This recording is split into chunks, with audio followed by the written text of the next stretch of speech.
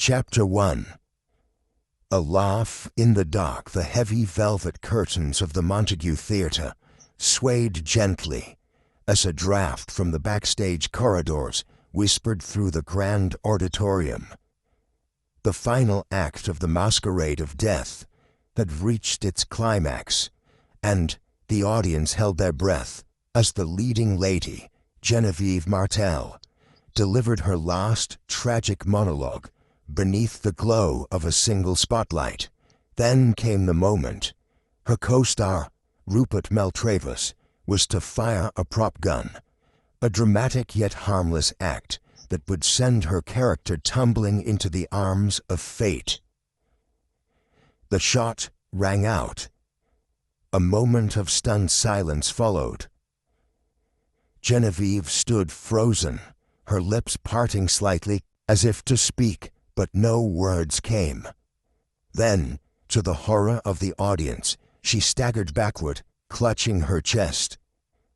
A slow, deliberate laugh echoed through the theater, eerie and unplaceable. The crowd gasped. She collapsed. Screams erupted.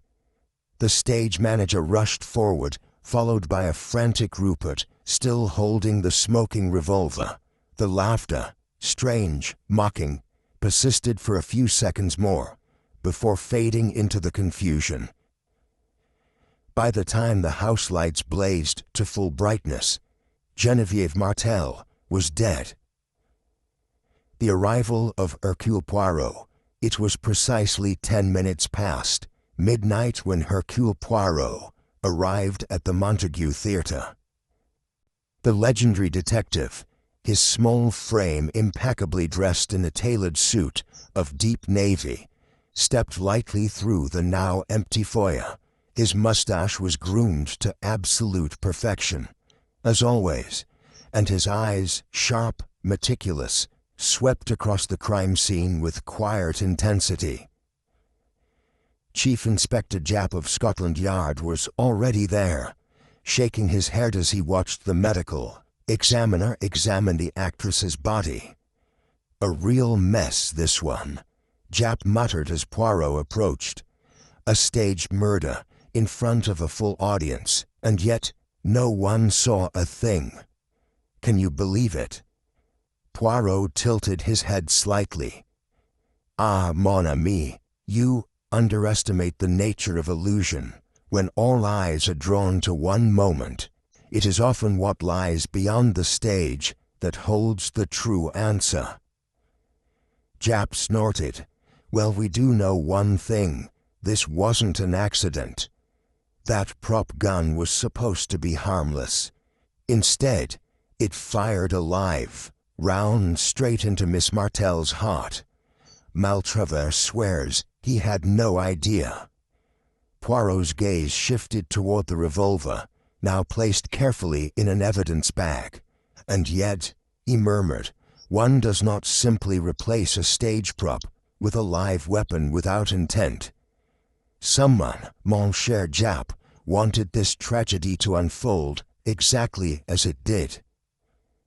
Japp sighed. And there's something else. Just before she fell, the audience heard laughter, an eerie, unnatural kind of laugh, but no one saw who it came from. Poirot's eyes darkened slightly. A laughing killer, Inspector. How very theatrical. I suspect we are dealing with a mind that enjoys the drama of murder as much as the crime itself.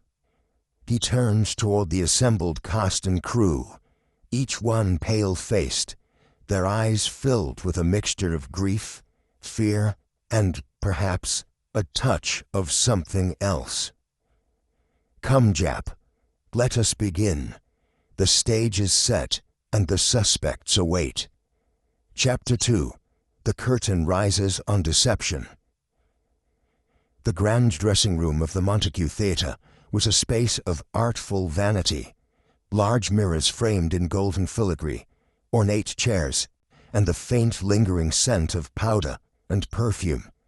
But tonight, the room was devoid of its usual theatrical charm. Instead, the heavy air carried the weight of death. Hercule Poirot stepped inside, his small, methodical movements in stark contrast to the chaos still humming in the corners of the theater. He took in the scene with an eye trained for the subtlest disturbances, an overturned powder box on the vanity, a wine glass still marked by red lipstick, and a silk scarf hastily discarded on the floor, clues perhaps, or merely the echoes of a life abruptly interrupted. Jap, who had followed him in, leaned against the doorway. "We've got the whole cast and crew gathered in the green room. Some are claiming they saw shadows in the wings. Others swear they heard the laughter coming from the private boxes." He rubbed his temple. "Too many stories, and none of them match." Poirot nodded, adjusting the cuff of his pristine sleeve. "Bon.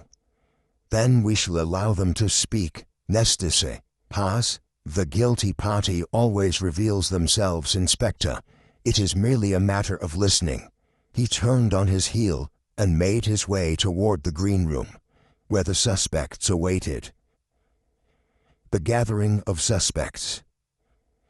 The green room was dimly lit, a single chandelier casting long shadows over the anxious figures assembled inside.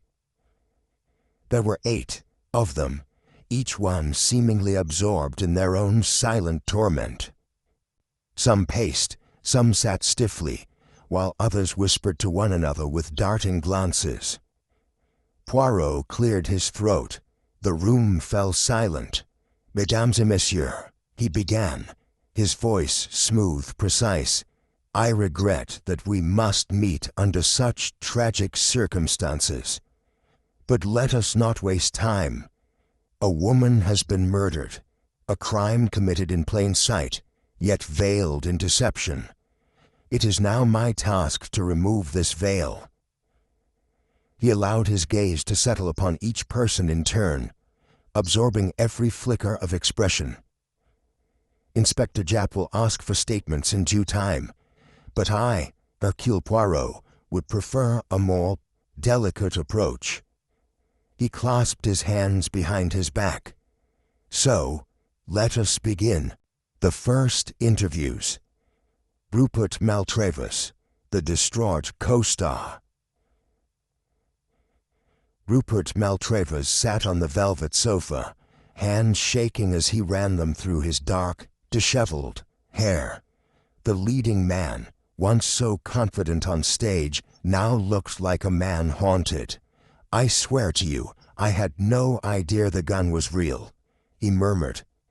I've done that scene 100 times.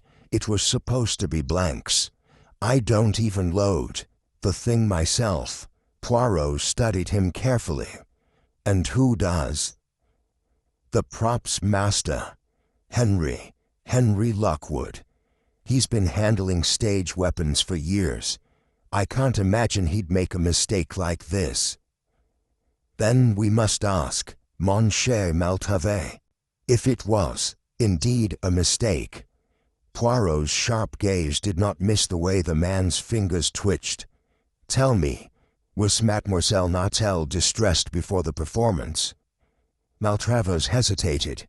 She was on edge. But then, she always was. Before a show, she liked perfection." He gave a hollow laugh. "You knew if you made a mistake on stage, she'd let you hear about it later." Poirot tilted his head. "Ah, a woman of strong opinions, no? Did she make enemies easily?" Rupert swallowed. "You don't become a star in this business without stepping on a few toes." Poirot stored the information away and gestured for the next person. Madeleine Carlyle, the jealous understudy. The second interviewee was a woman who had spent most of the evening in the background, her arms folded tightly across her chest. Madeleine Carlyle, Genevieve's understudy. Suppose you think I had something to do with it, she scoffed. The ambitious understudy takes out the star. How terribly cliché. Poirot gave a small, knowing smile. And yet, clichés are built upon truth, are they not? Madeline's eyes narrowed. I had nothing to do with this. Yes, I wanted my chance. Who wouldn't? But Genevieve, she was ruthless.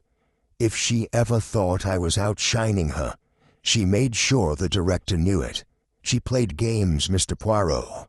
Ah, Poirot murmured. And did you play them too, Mademoiselle Carlyle? She stiffened. I wasn't the one holding the gun. A very convenient truth, no. Poirot studied her for a moment longer, before moving on. Henry Lockwood. The props master. Henry Lockwood was an older man with a grizzled beard and calloused hands. He looked as if he'd spent a lifetime in the theater's shadows, tending to its illusions. It weren't me, he said gruffly. I checked that gun myself before the show. Blanks, same as always. Poirot raised an eyebrow. And yet, a live round was fired. Lockwood's eyes darkened. Then someone switched it. Someone had to have gotten into the prop room, swapped out the ammunition. He ran a hand over his face. This is bad. This is real bad. Poirot noted the distress but pressed on. Tell me, Monsieur Lockwood, was the gun ever out of your sight? Lockwood hesitated. I keep 'em locked up between shows, but tonight, someone asked me to check the timing on the firing mechanism. I took it out for a minute. Who asked you? Derek Henshaw, the director. Poirot's eyes sharpened. Derek Henshaw, the overworked director. Derek Henshaw was a wiry man, his face lined from years of stress in the theater business. Do you know what it's like to direct someone like Genevieve Martel? He snapped as soon as Poirot questioned him. She was a force of nature. Brilliant, yes, but insufferable. Poirot gave a slight nod. And did your tensions ever escalate beyond words? Henshaw exhaled sharply. What are you implying? That I killed my own star? Don't be ridiculous. And yet, you had access to the prop gun before the performance. Henshaw blinked. That's absurd. He stopped, his mouth pressing into a thin line. Poirot smiled. It is interesting, is it not, that you begin by denying, before knowing, the accusation. Henshaw's hands clenched into fists. I wanted the scene to be perfect, that's all. I asked Henry to check the timing, so that the shot and Genevieve's fall were in perfect sync. Nothing more. Poirot nodded but stored the information. Away. The shadow of suspicion. As the interviews continued, one thing became clear. Everyone had a reason to hate Genevieve Martel. A jealous understudy, a pressured director, a desperate co-star, a shaken props master. But Poirot knew something else. Hatred alone was not enough. Motive was one thing, means and opportunity quite another. And then there was the laughter, the eerie, mocking laughter that had haunted the crime scene. Poirot had not forgotten it. Someone in this very room had laughed as Genevieve Martel died. And Hercule Poirot intended to find out who. Chapter 3. Whispers of Deception. The green room still held the weight of unspoken truths. Hercule Poirot observed his suspects with keen interest, his eyes flitting between expressions, hands that fidgeted, feet that tapped anxiously against the floor. Every movement, every hesitation, every nervous glance told a story. Inspector Japp, standing with arms folded, exhaled sharply. "What do you think, Poirot? We've got plenty of motives, but nothing solid." Poirot gave a slow, deliberate nod. "Ah, mon cher Japp, but the puzzle is only just beginning to reveal its shape. We must be patient now. The guilty party, they are like the actor who forgets his lines. One misstep, and the truth will reveal itself." Japp grunted. "You think one of them slipped up?" Poirot straightened his cuffs. "May we? And soon I will show you how." He turned back to the suspects, hands clasped neatly behind his back. "Now, mes amis, before we continue, I must ask, who among you heard the laughter?" A ripple of discomfort spread through the room. Rupert Maltravers, the shaken co-star, cleared his throat. "I heard it," he admitted, "right before they shot. I thought it was part of the audience, maybe someone who didn't realize the gunshot was real." Madeline Carlyle, the understudy, scoffed. "That's absurd. Why would someone in the audience laugh at a murder?" Derek Henshaw, the director, pinched the bridge of his nose. "You're all acting like this is some ghost story. There's no mystery in it. It was someone backstage, someone who wanted to see Genevieve dead." Poirot inclined his head. "Ah, and tell me, Monsieur Henshaw, where were you standing when the laughter was heard?" The director frowned. "I was in the wings, watching the scene, just like always." Poirot turned to the props master, Henry Lockwood. "And you, Monsieur Lockwood?" Lockwood shifted uncomfortably. "I was in the side corridor near the prop table. Didn't hear any laughter, though." Poirot tapped his chin. "Curious.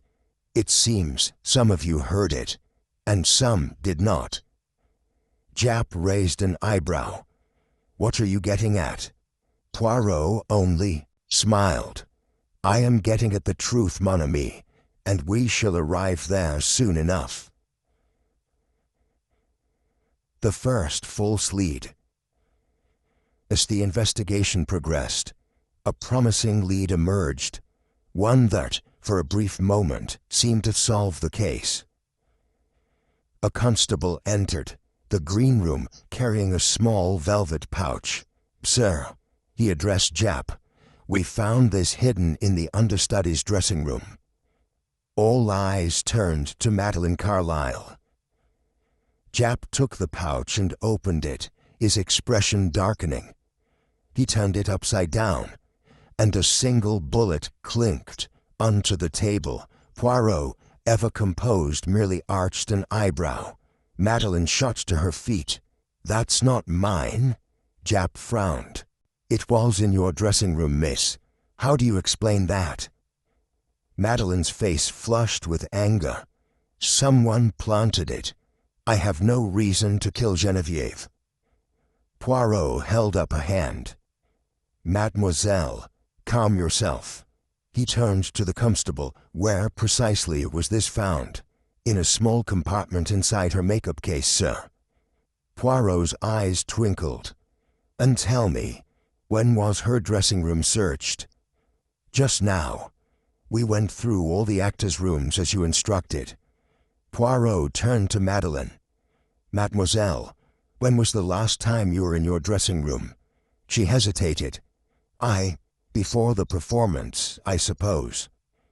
Poirot nodded. "You see, mon cher Japp, the bullet was meant to be discovered. It is too obvious, too convenient." Japp frowned. "So, you're saying she was framed?" Poirot smiled. "Precisely, and that tells us something very important." Madeline's voice was edged with desperation. "Which is?" that the real killer is getting nervous. Psychological. Game. Poirot's gaze swept across the room. Let us assume for a moment that Mademoiselle Carlyle is innocent. If so, then what does this false clue tell us? Rupert Maltravers muttered.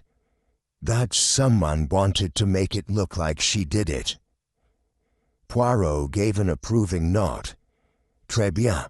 And who would benefit from such an accusation? Silence. Poirot took a step forward. The killer hoped to divert suspicion away from themselves. They believed that by framing another, they would escape scrutiny. But mes amis, the attempt was clumsy, and that tells us something else. He let the words hang in the air before continuing. The killer is not as clever as they believe themselves to be. A tense shift rippled through the suspects. Poirot watched their reactions carefully. Derek Henshaw's jaw tightened. Rupert Maltravers looked away. Henry Lockwood adjusted his collar. Madeline merely crossed her arms.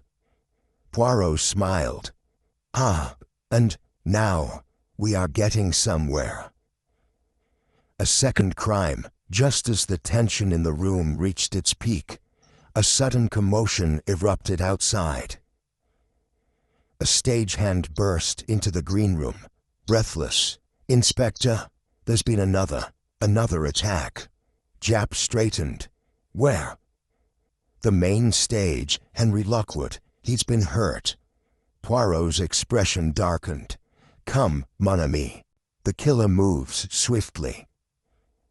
They hurried toward the stage, where Henry Lockwood lay slumped, near the orchestra pit. A thin trickle of blood ran down the side of his head. A broken stage lamp lay beside him. Poirot knelt down, examining the scene. He has been struck from behind. He gently pressed 2 fingers to Lockwood's pulse, but he lives. Japp looked around. So now the killer's trying to silence people. Poirot's gaze sharpened. Perhaps Lockwood knew something he was not supposed to. Lockwood groaned, his eyes fluttering open. Poirot leaned in. Monsieur, can you hear me? Lockwood's lips parted. He struggled to speak, his voice hoarse. I saw. Poirot leaned closer. Saw what, mon ami? Lockwood's eyes darted toward the wings of the stage. Him. Poirot followed his gaze, but the shadows revealed nothing. Japp swore under his breath. Who did he see? Poirot stood, his eyes gleaming. That, Inspector, is what we must discover. The hidden crew. Poirot examined the broken lamp. You see, mon cher Japp, the lamp was not meant to kill, merely to silence. Japp frowned. And that means... Poirot's lips curved slightly. That Lockwood knows the killer's identity, and the killer knows that he knows. Japp ran, a hand over his face. So, we're back where we started. Poirot shook his head. No, mon ami, we are closer than ever. He turned toward the suspects, who had followed them onto the stage. Each face held a mixture of fear and suspicion. The killer is growing desperate. Poirot said softly, and desperate people make mistakes. He let his gaze settle on each one in turn, before smiling. And I, Hercule Poirot, am very good at finding mistakes. Chapter 4. The Devil in the Details. The dim glow of the stage lights cast long shadows across the empty theater, the air thick with unease. Hercule Poirot surveyed the scene with a contemplative expression, his eyes darting between the injured Henry Lockwood, the shattered lamp, and the cluster of suspects who had followed them onto the stage. Henry Lockwood's face was pale, his breathing shallow as he leaned against the orchestra pit. A crimson streak of blood marred his temple, though the wound appeared more shocking than severe. He swallowed hard, his voice barely above a whisper. Name. I saw him. Poirot crouched beside him, his expression gentle yet insistent. Courage, mon ami, who did you see? Lockwood's lips parted, but before he could answer, a commotion erupted from the wings. A stagehand rushed forward, his face flushed. Inspector Japp, we found something, backstage near the dressing rooms. Japp exchanged a glance with Poirot, before straightening. What is it? The stagehand hesitated before producing a crumpled scrap of paper. This was stuffed under the costume rack. Poirot extended his hand. Permit me. The note was hastily scrawled, ink smeared in places. He knows. Get rid of him. A heavy silence followed. Japp's jaw clenched. Looks like someone wasn't taking any chances with Lockwood. Poirot tapped the paper against his palm. But tell me, my dear Japp, does this note not seem, how do you say, too convenient? Japp frowned. What do you mean? Poirot smiled faintly. Think, mon ami, why would the killer leave such an incriminating message in a place it could be so easily found? Japp scratched his head.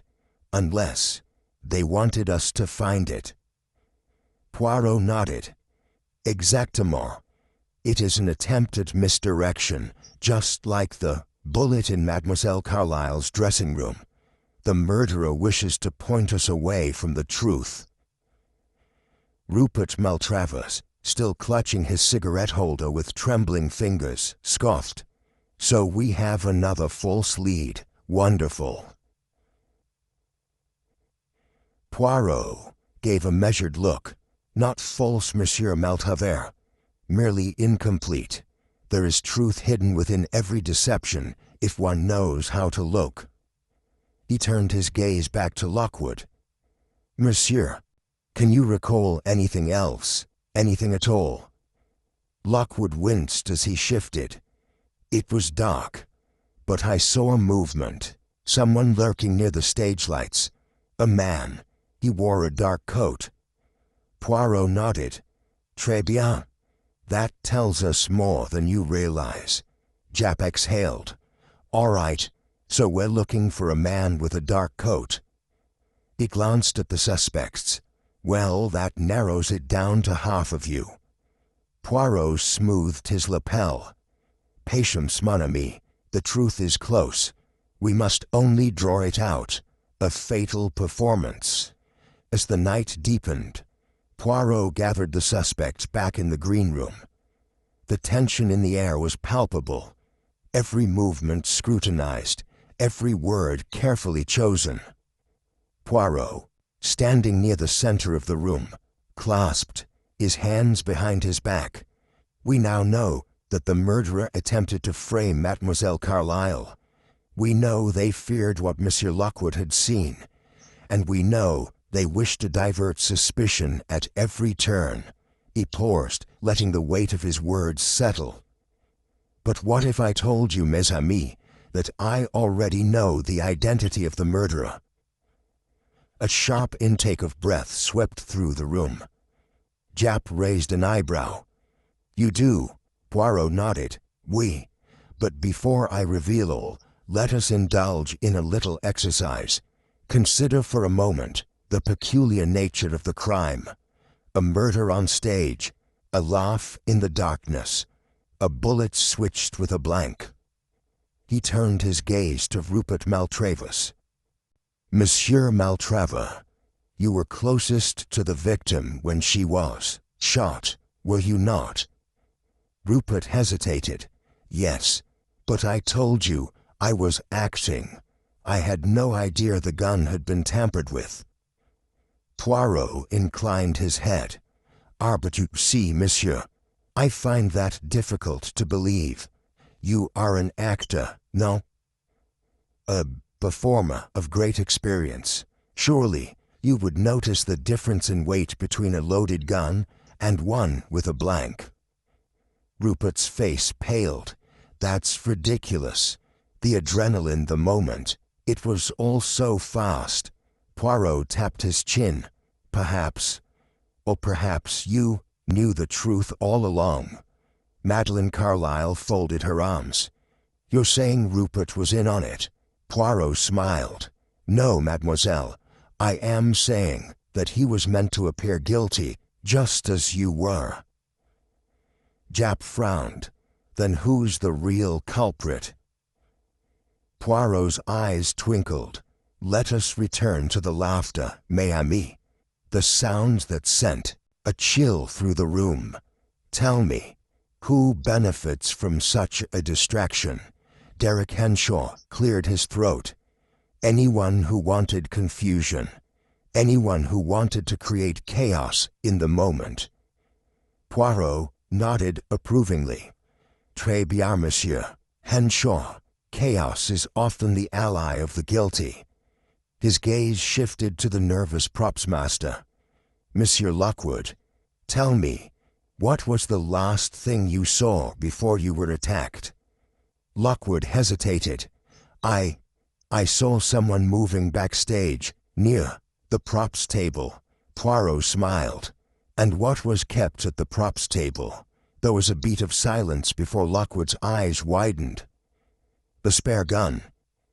Poirot gave a slight bow. Exactement. Japp's expression darkened. So the murderer was near the props before the attack. Poirot nodded.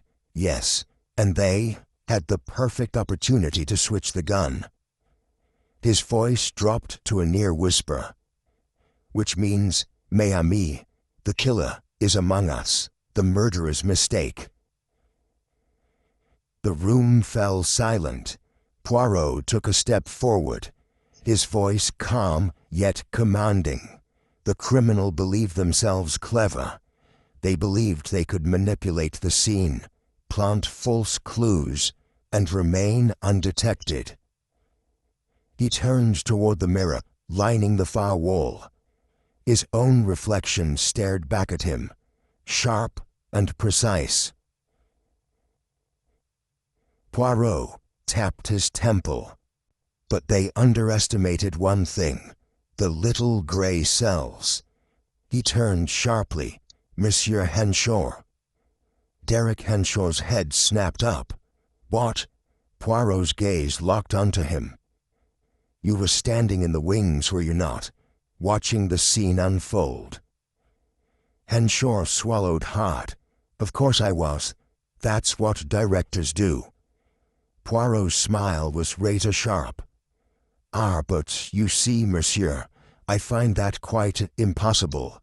Henshaw stiffened. What are you talking about? Poirot gestured to Lockwood. Monsieur Lockwood saw someone near the props table, that someone tampered with the gun. And yet, when we asked where you were, you said you were watching from the wings. He took a step closer, which means, mon ami, you lied. The room held its breath. Henshaw's face darkened. This is ridiculous. You're grasping at straws. Poirot chuckled. Am I? Then tell me, why was your coat found backstage near the crime scene? Henshaw's fingers twitched. Japp narrowed his eyes. Is that true? Poirot nodded. Oui. It was retrieved from behind the stage curtain. Tell me, Monsieur Henshaw, how did it get there? Henshaw licked his lips. I don't know. Someone must have put it there. Poirot's voice softened. Or perhaps, mon ami, you simply forgot to dispose of it. Henshaw's breath quickened. This is insane. Poirot's eyes gleamed. Monsieur, the game is over. For a moment, Henshaw stood frozen. Then, with a sudden movement, he bolted for the door. Japp lunged. "Oh no, you don't." The inspector grabbed Henshaw by the arm, twisting it behind his back. The director struggled for a moment before slumping in defeat. Poirot exhaled, and so the curtain falls. Japp pulled out his handcuffs. "You're under arrest, Henshaw." Poirot adjusted his cuffs. "And now, mon ami, we have only one thing left to do." Japp glanced at him. "What's that?" Poirot smiled. "Explain, of course." Chapter 5. The mind is the killer's stage. The tension in the green room was thick as Inspector Japp tightened the cuffs around Derek Henshaw's wrists. The once composed director had lost all traces of his theatrical charm. Sweat beaded his forehead, and his breath came in shallow gasps. "Madeline," Carlyle clutched the edge of a chair, her voice trembling. "So it was Derek all along?" Poirot, standing with perfect poise, gave a slight shake of his head. "No, mademoiselle, the question is not so simple. The act of pulling a trigger does not make one a murderer. It is the intention, the deception, the mind behind the crime." Japp scoffed. "He tampered with the gun, attacked Lockwood, and tried to throw us off with fake clues. If that doesn't make him guilty, I don't know what does." Poirot smiled, but there was something sharp behind it. "Ah, mon cher Japp, but that is exactly what we must determine. Is Monsieur Henshaw guilty of everything, or is he but one piece in a much grander performance?" Henshaw let out a shaky breath. "This is absurd. I never meant for any of this to happen." Japp frowned. "That's not much of a defense." Poirot tilted his head. "Ah, but it is a clue, no?" He took a slow step forward, his hands clasped behind his back. "Tell me, Monsieur Henshaw, what exactly did you never mean to happen?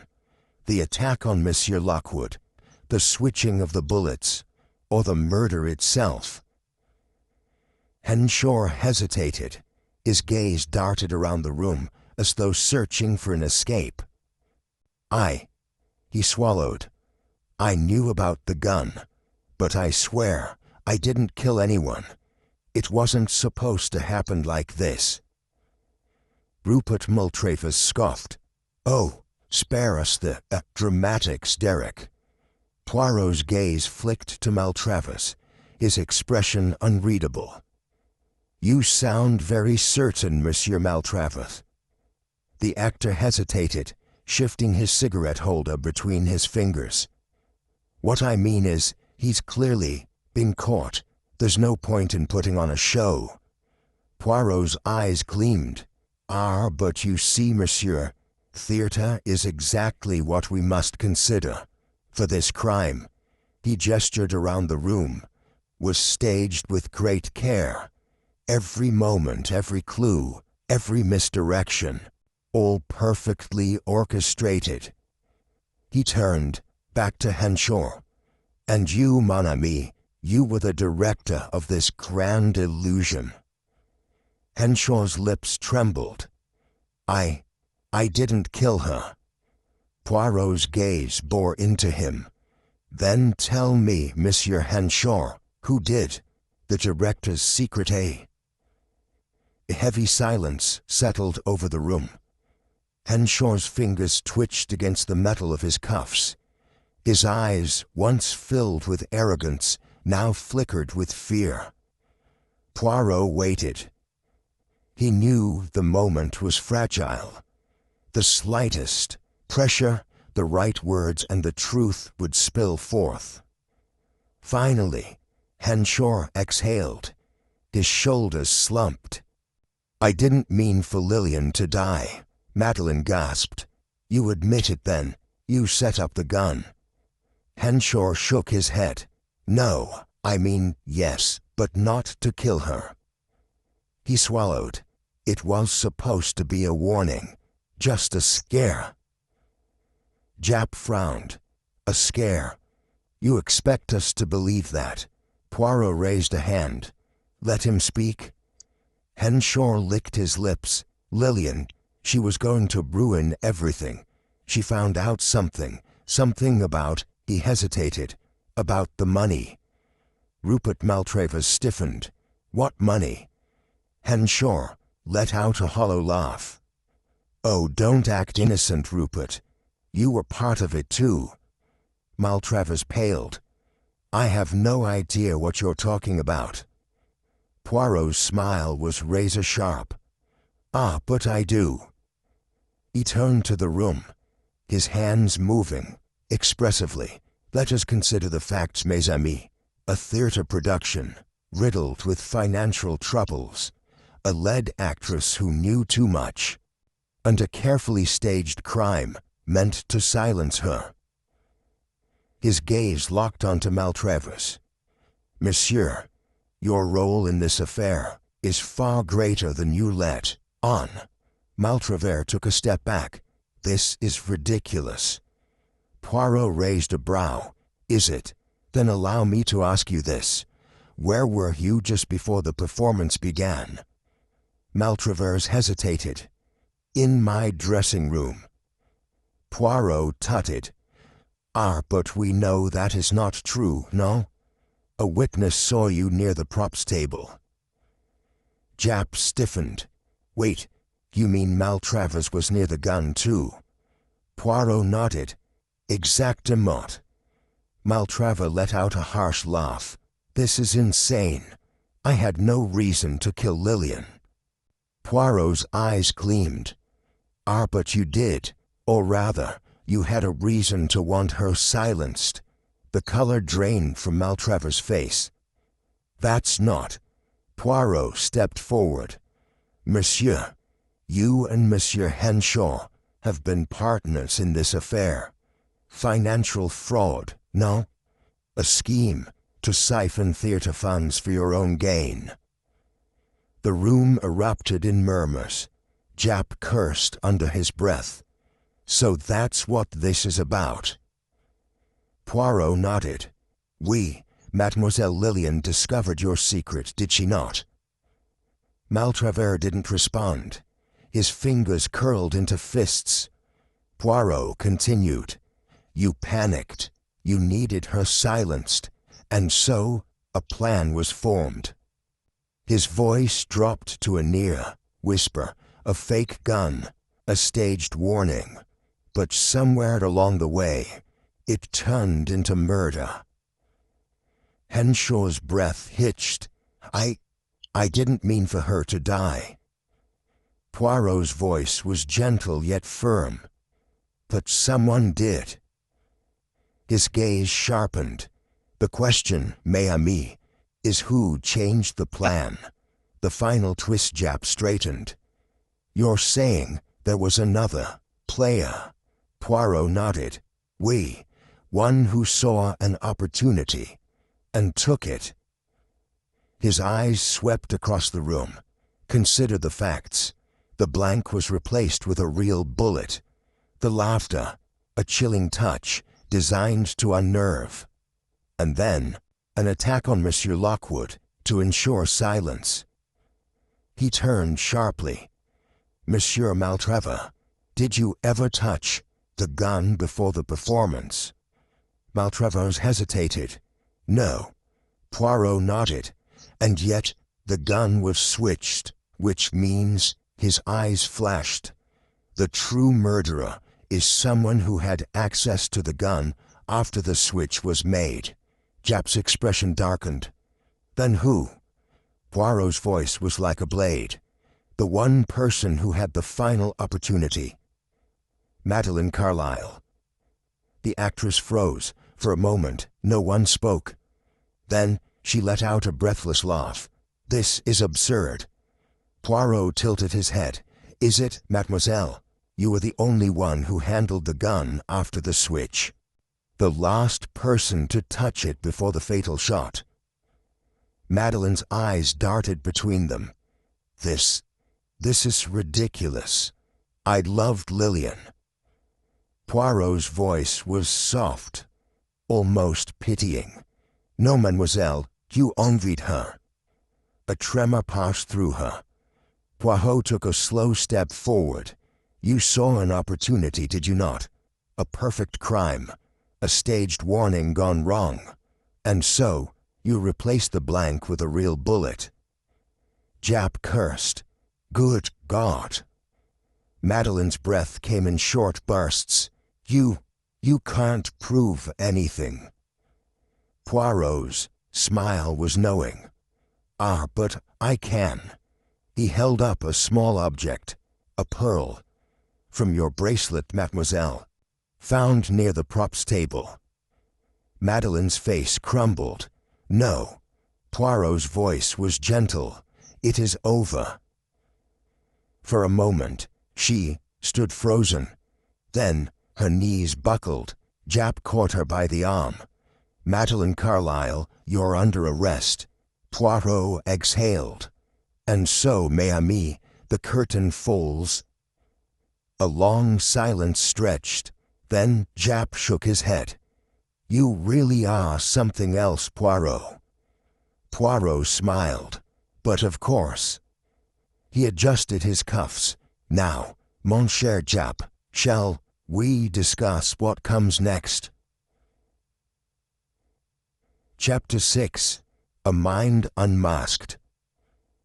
The heavy silence in the room was punctuated only by the quiet ticking of the grandfather clock in the corner. Madeleine Carlyle stood motionless, her face pale as Inspector Jap's firm grip held her in place.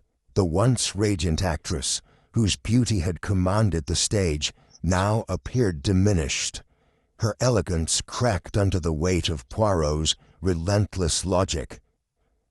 Her voice was barely above a whisper. "You have no proof." Poirot's lips curled, ever so slightly. "Ah, but I do, mademoiselle."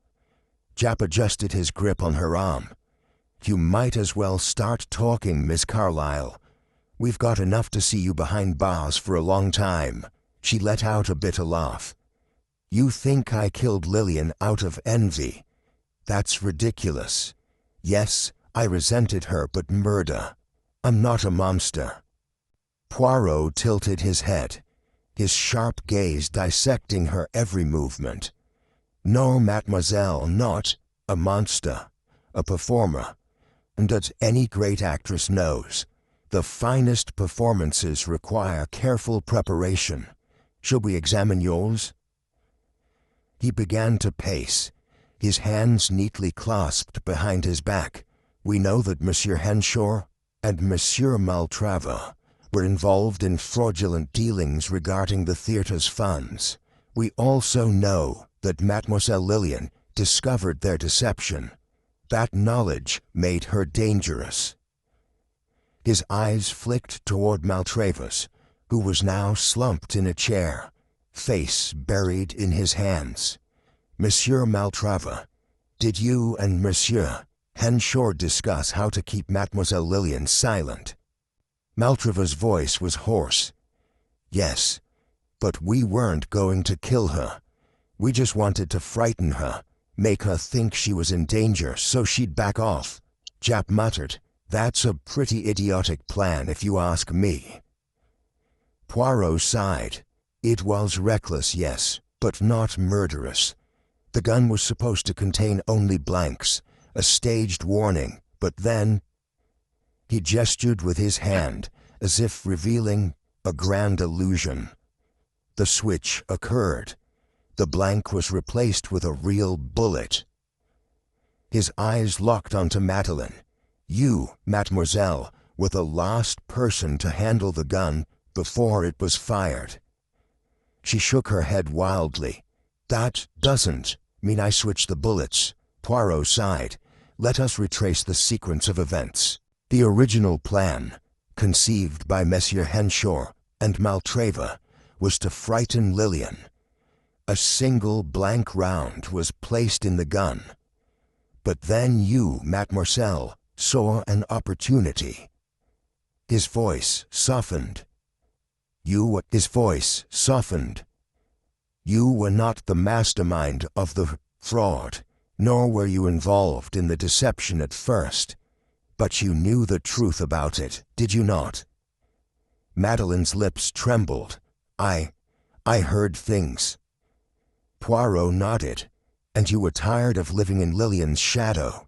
You were the understudy, the second choice, the one the audience ignored when she took center stage. Japp exhaled through his nose. So, you decided to get rid of her. Madeline remained silent. Poirot's voice was almost gentle. I imagine you told yourself it was poetic justice, that it was not murder, merely destiny. A shadow passed over Madeline's face. For the first time, her mask of defiance cracked. Poirot continued.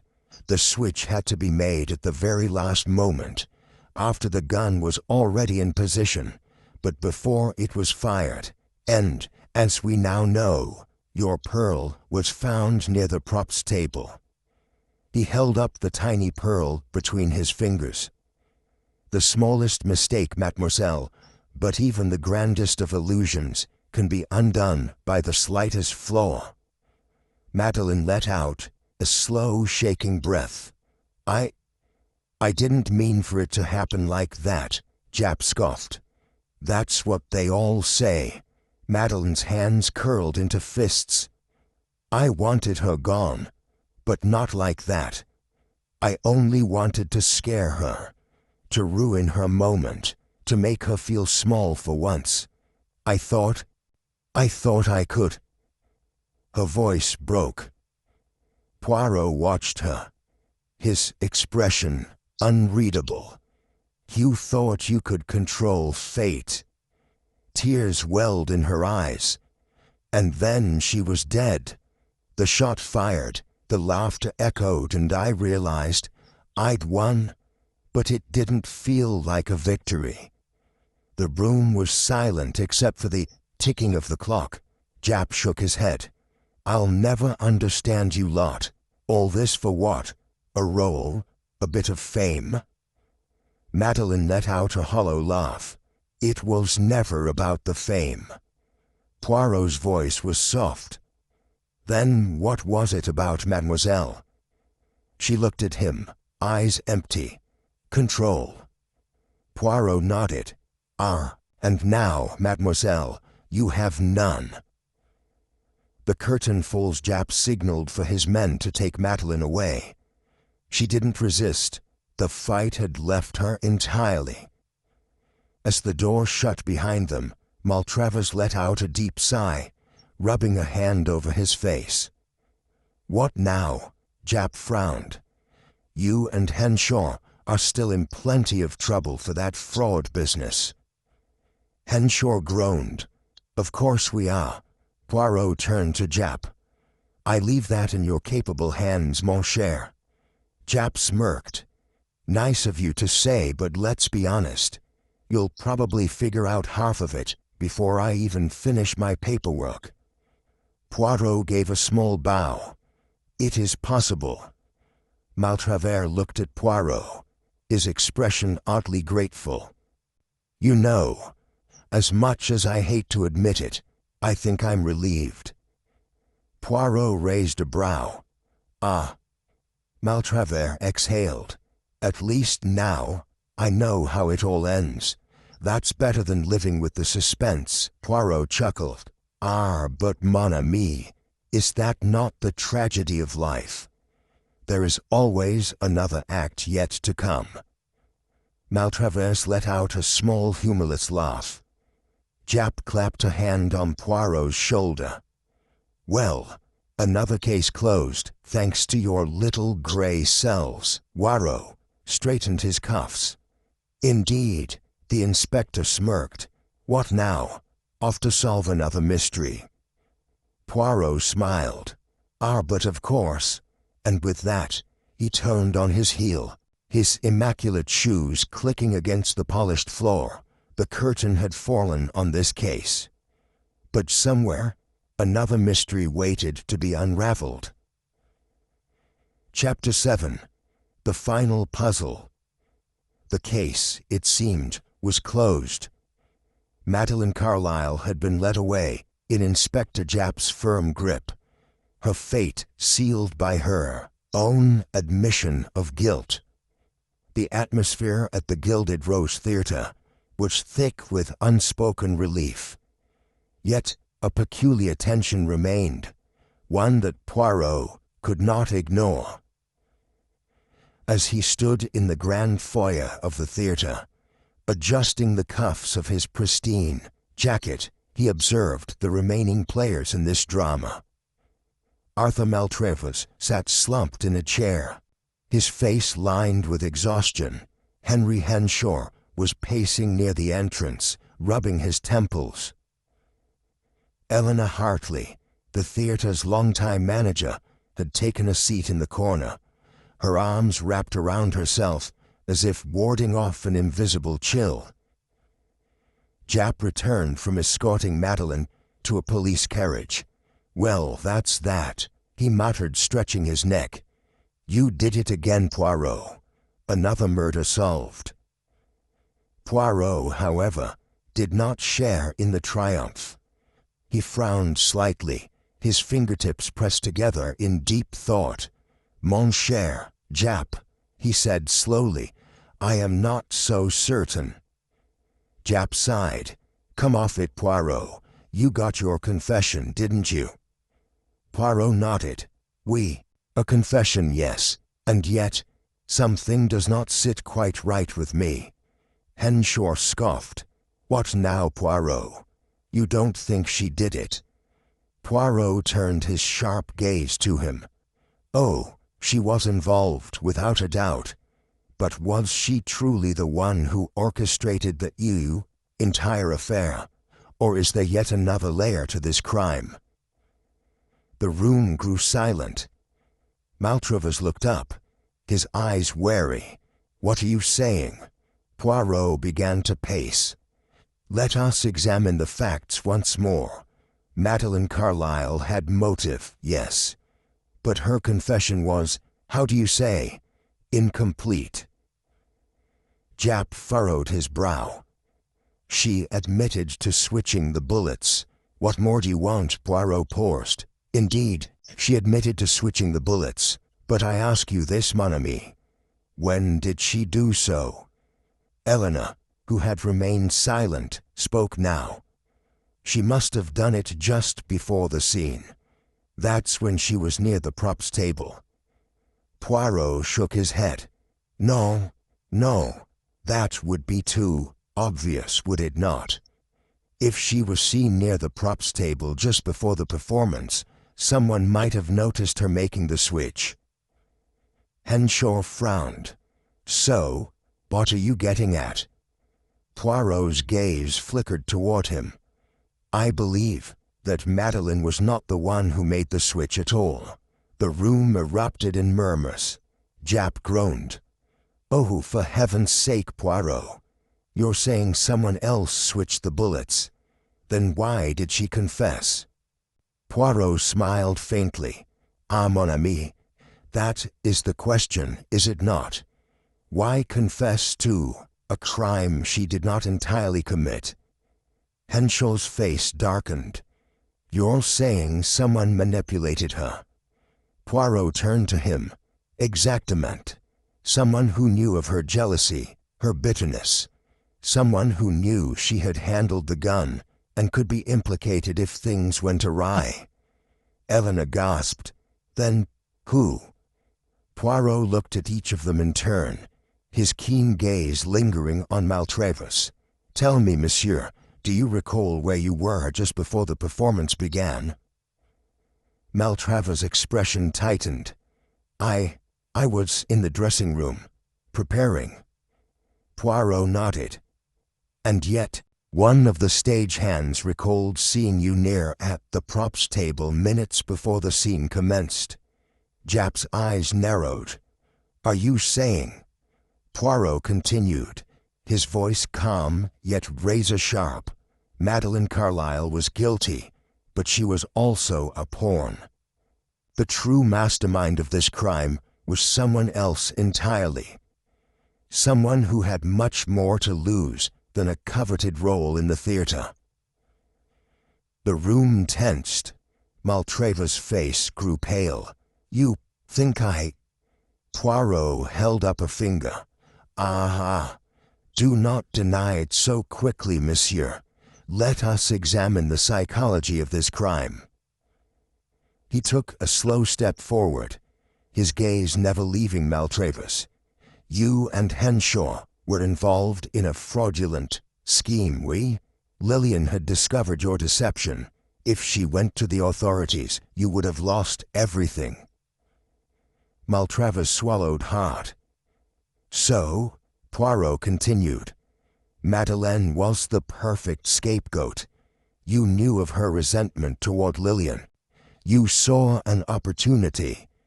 If the murder couldn't be pinned on her, you would be free.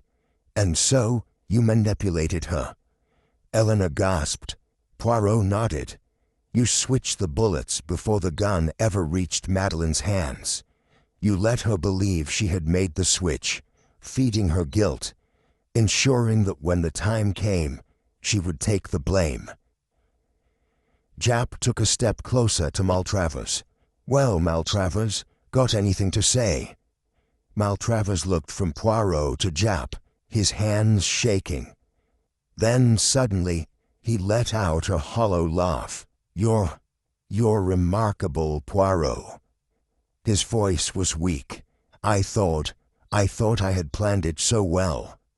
Poirot gave a small bow. "Alas, monsieur, the truth has a way of revealing itself." Maltravers collapsed into a chair, his head in his hands. Japp pulled out his handcuffs. "Well, looks like we've got ourselves the real murderer." Poirot exhaled, adjusting his tie. "Justice, mon ami, is like the finest of puzzles. It must be solved with precision." As Japp led Maltravers away, Henshaw sank into a seat, shaking his head. "I can't believe it. He let Madeleine take the fall." Poirot nodded solemnly. "A most cruel deception indeed." Elena wiped her eyes. "So, what will happen to her?" Poirot sighed. "She will still face consequences for her involvement, but the weight of murder will no longer rest upon her shoulders." Japp smirked at Poirot. "You know, one of these days, I'd like to solve a case before you do." Poirot chuckled. "Ah, mon cher Japp, when that day comes, I shall retire." Japp laughed. "Well, let's hope it never comes then." Poirot nodded, smiling. "Indeed, and with that, the case was truly closed." But as Poirot stepped out into the cold London night, he could not help but wonder how many more intricate webs of deception lay waiting to be unraveled. He straightened his jacket. No matter, Hercule Poirot was always ready. Chapter 8. Shadows of Guilt. The case was closed. Or so it seemed. Maltravers had been arrested, his carefully woven web of deception unraveled by Hercule Poirot's meticulous logic. Madeleine Carlyle, though not wholly innocent, had been spared the full weight of the crime. Inspector Japp was satisfied. The newspapers had the headline, and the Gilded Rose Theater had returned to its usual whispers of scandal and drama. Yet, as Poirot sat in his London apartment that evening, sipping his warm tisane, something still gnawed at the edges of his mind. There was a detail, a small, seemingly insignificant thing, that did not sit right. Hastings, sitting across from him, stretched with a yawn. "Well, Poirot, you certainly saved the day once again. I must say, I thought you had wrapped this one up quite neatly." Poirot tapped his fingers against the delicate porcelain cup. "Oui, Hastings. Neatly, yes, And yet, Hastings frowned. And yet, Poirot shook his head. There is something small. It evades me, mon ami, but it is there. Hastings chuckled. You're overthinking it. The case was clear. Maltravers wanted Lillian gone, so he manipulated Madeline. A rather devious plot, but you exposed him. Poirot nodded slowly. Oui. And yet, tell me, Hastings, what was the significance of the laughter? Hastings blinked. The laughter. Poirot's gaze sharpened. Oui, the laughing killer. Why did the witnesses hear laughter at the precise moment the gun fired? Hastings hesitated. Well, nerves perhaps. The shock of the gunshot. Poirot tapped his temple. No, the laughter was deliberate. But whose laughter was it? Hastings shifted uncomfortably. You think it wasn't Maltravers? Poirot stood, walking to the window, where the dim lights of London flickered in the distance. Maltravers was calculating, oui. But the laughter, there was something theatrical about it, something unexpected. Hastings scratched his chin. Well, it was a theater after all. Poirot turned sharply. Precisely, mon ami. A theater, full of actors. And yet the laughter came from the audience, not the stage. Hastings' eyes widened. Wait, are you saying the real killer might not have been Maltravers after all? Poirot sighed. It is a possibility we must consider. Before Hastings could respond, a sharp knock interrupted them. Poirot moved swiftly to the door and opened it, revealing a pale, shaken Eleanor Hartley. Miss Hartley, Hastings exclaimed. What's the matter? She stepped inside hesitantly, wringing her hands. Monsieur Poirot, I had to see you. I haven't been able to sleep. Something is terribly wrong. Poirot gestured for her to sit.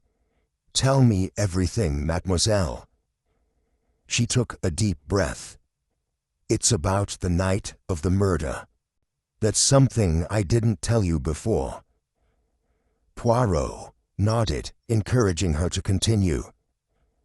Eleanor's voice dropped to a whisper. I was in the wings during the performance.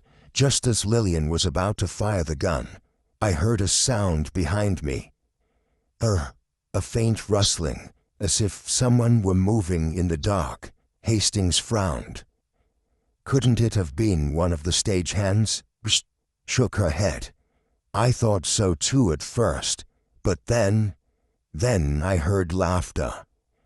Poirot's gaze sharpened. Laughter. She nodded. Yes, a soft, eerie laugh. It sent chills down my spine. And then the gun fired. Poirot leaned forward. Mademoiselle, this is of the utmost importance. You are certain it was before the gun fired? Eleanor swallowed. Yes, just seconds before. Poirot exchanged a glance with Hastings.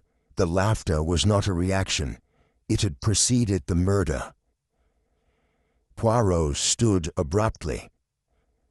Mademoiselle, I must ask, who among the theatre staff had reason to despise Lillian Hartley? Eleanor hesitated. Well, there was Henry Henshaw. He always argued with her about the theatre's finances, but... Poirot steepled his fingers. But, she bit her lip. There's someone else, someone who never got along with Lillian, who resented her success. Poirot's eyes gleamed. Who? Eleanor hesitated. Then, in a hushed voice, she whispered, Jocelyn Raines. Hastings looked puzzled. Jocelyn Raines, the understudy. Poirot nodded slowly. A woman who spent years in the shadows, always second to Lillian. And yet, on the night of the murder, she had the greatest opportunity. Hastings paled. You don't think. Poirot's expression. Visit to Mademoiselle Raines. The final confrontation. Jocelyn Raines' flat was modest, tucked away in a quiet street. Poirot knocked sharply, and after a long pause, the door creaked open. Jocelyn stood in the doorway, her face weary but composed. "Monsieur Poirot," she greeted coolly, "to what do I owe this visit?" Poirot stepped inside. "Ah, mademoiselle, you must forgive my intrusion, but I find myself haunted by a most peculiar detail." Jocelyn raised an eyebrow. "Oh?" Poirot folded his hands. The laughter. A flicker of something passed across her face, gone in an instant. "I'm not sure I follow."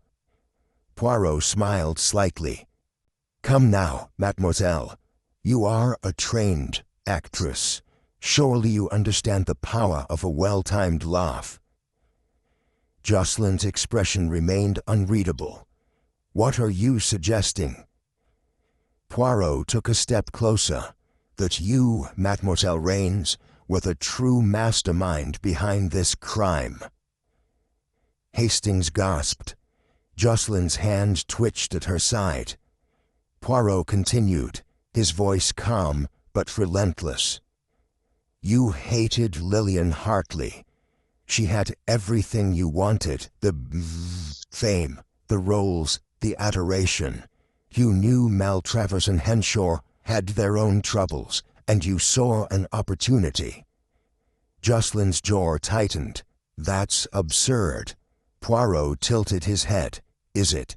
You switched the bullets yourself, long before the performance. You made Madeline believe she had done it.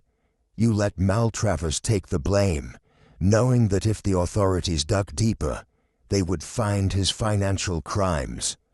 And then, at the moment of the murder, you laughed, because you had won." Jocelyn's breath hitched. Poirot leaned in. "A brilliant performance, mademoiselle. But now, the final curtain must fall." For a long moment, there was silence. Then, Jocelyn laughed, soft at first, then louder, until it echoed in the small apartment. Poirot watched her, unflinching. She exhaled. "Well, Monsieur Poirot, I must say, you do have a flair for the dramatic." Poirot did not smile. "Murder is not a performance, mademoiselle, and the stage you have chosen leads only to the gallows." Jocelyn's expression turned cold. "So, what now?" Poirot stepped aside as Inspector Japp entered, his eyes locked on Jocelyn. "Now, Miss Raines, you're coming with me." For the first time Jocelyn faltered, but there was no escape. The game was over. Chapter 9. The Truth in the Mirror. Jocelyn Raines was led away in handcuffs, her composed expression cracking for the first time as Jocelyn Raines was led away in handcuffs, her composed expression cracking for the first time as the reality of her fate set in. Inspector Japp, ever the practical man, gave a satisfied nod as he watched her disappear into the police carriage. "Well, that's that," Japp said, turning to Poirot. "You certainly took your time getting there, but I'll admit, you got the right one in the end." Poirot, standing impeccably straight with his hands clasped behind his back, merely raised an eyebrow. "Patience, mon cher Japp, is the greatest tool of the detective. To rush is to stumble." Japp chuckled. "Yeah, well, you didn't seem like you were in much of a hurry." Poirot smiled faintly. "Haste is the enemy of precision, and in this case, it was precision that mattered most." Hastings, standing nearby, shook his head. "I still can't believe it. All this time we were focused on Maltravers and poor Madeleine. And yet the real culprit was right there, hidden in the wings." Poirot sighed. It is the way of things, mon ami. The true criminal often does not lurk in the shadows, but stands in plain sight, merely waiting for their moment. Japp exhaled, stuffing his hands into his pockets. I'll take care of the paperwork. But tell me, Poirot, was there ever a moment when you doubted? Poirot's expression grew serious. Non, mon ami. There was never doubt. Only the search for proof. With that, Japp took his leave, and Poirot and Hastings returned to their flat. But the case was not yet fully settled in Poirot's mind. A final puzzle back at their lodgings, Poirot sat before the fire, deep in thought. The flickering flames cast shadows across his face, and for once, the great detective looked troubled. Hastings, pouring himself a nightcap, studied his friend. Poirot, you don't look quite as satisfied as you usually do after solving a case. What's on your mind? Poirot glanced up, his sharp eyes narrowing. Something remains unresolved, Hastings. Hastings frowned. Unresolved. But we found the killer. Jocelyn Raines is guilty beyond a doubt. Poirot leaned forward, steepling his fingers. But tell me, mon ami, have you considered why? Hastings blinked. Why she did it? Of course, jealousy, ambition. She resented Lillian for taking the roles she wanted. Poirot shook his head. No, Hastings, not the surface motive. I speak of the deeper why. The true reason behind her. Hatred. Hastings hesitated. I suppose that is a bit of a mystery. Poirot nodded. Exactement. And that, my friend, is what troubles me. A crime is never merely an act of impulse. It is a story. A story with a beginning long before the murder itself. Hastings took a seat. So, what do we do? Poirot smiled, slightly. We pay one last visit. Hastings sighed. I had a feeling you'd say that. An unfinished story. The next morning, Poirot and Hastings visited the Gilded Rose Theater one last time. The grand building, once buzzing with energy, now felt oddly hollow. The stage was empty, the audience seats dark. Only a few staff remained, quietly tending to the remnants of a performance that would never resume. Eleanor Hartley, still pale from the previous night's revelations, greeted them hesitantly. Monsieur Poirot, I didn't expect to see you. Again, Poirot inclined his head.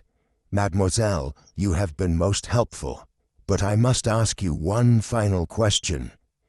She swallowed. Of course.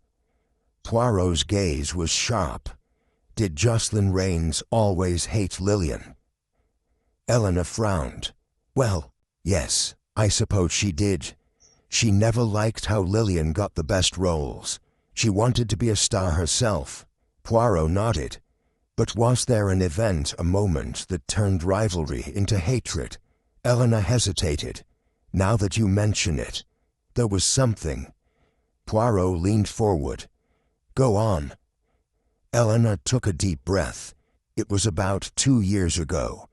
Jocelyn was supposed to take the lead role in the Queen's tragedy. But at the last moment, the director chose Lillian instead. Jocelyn was devastated.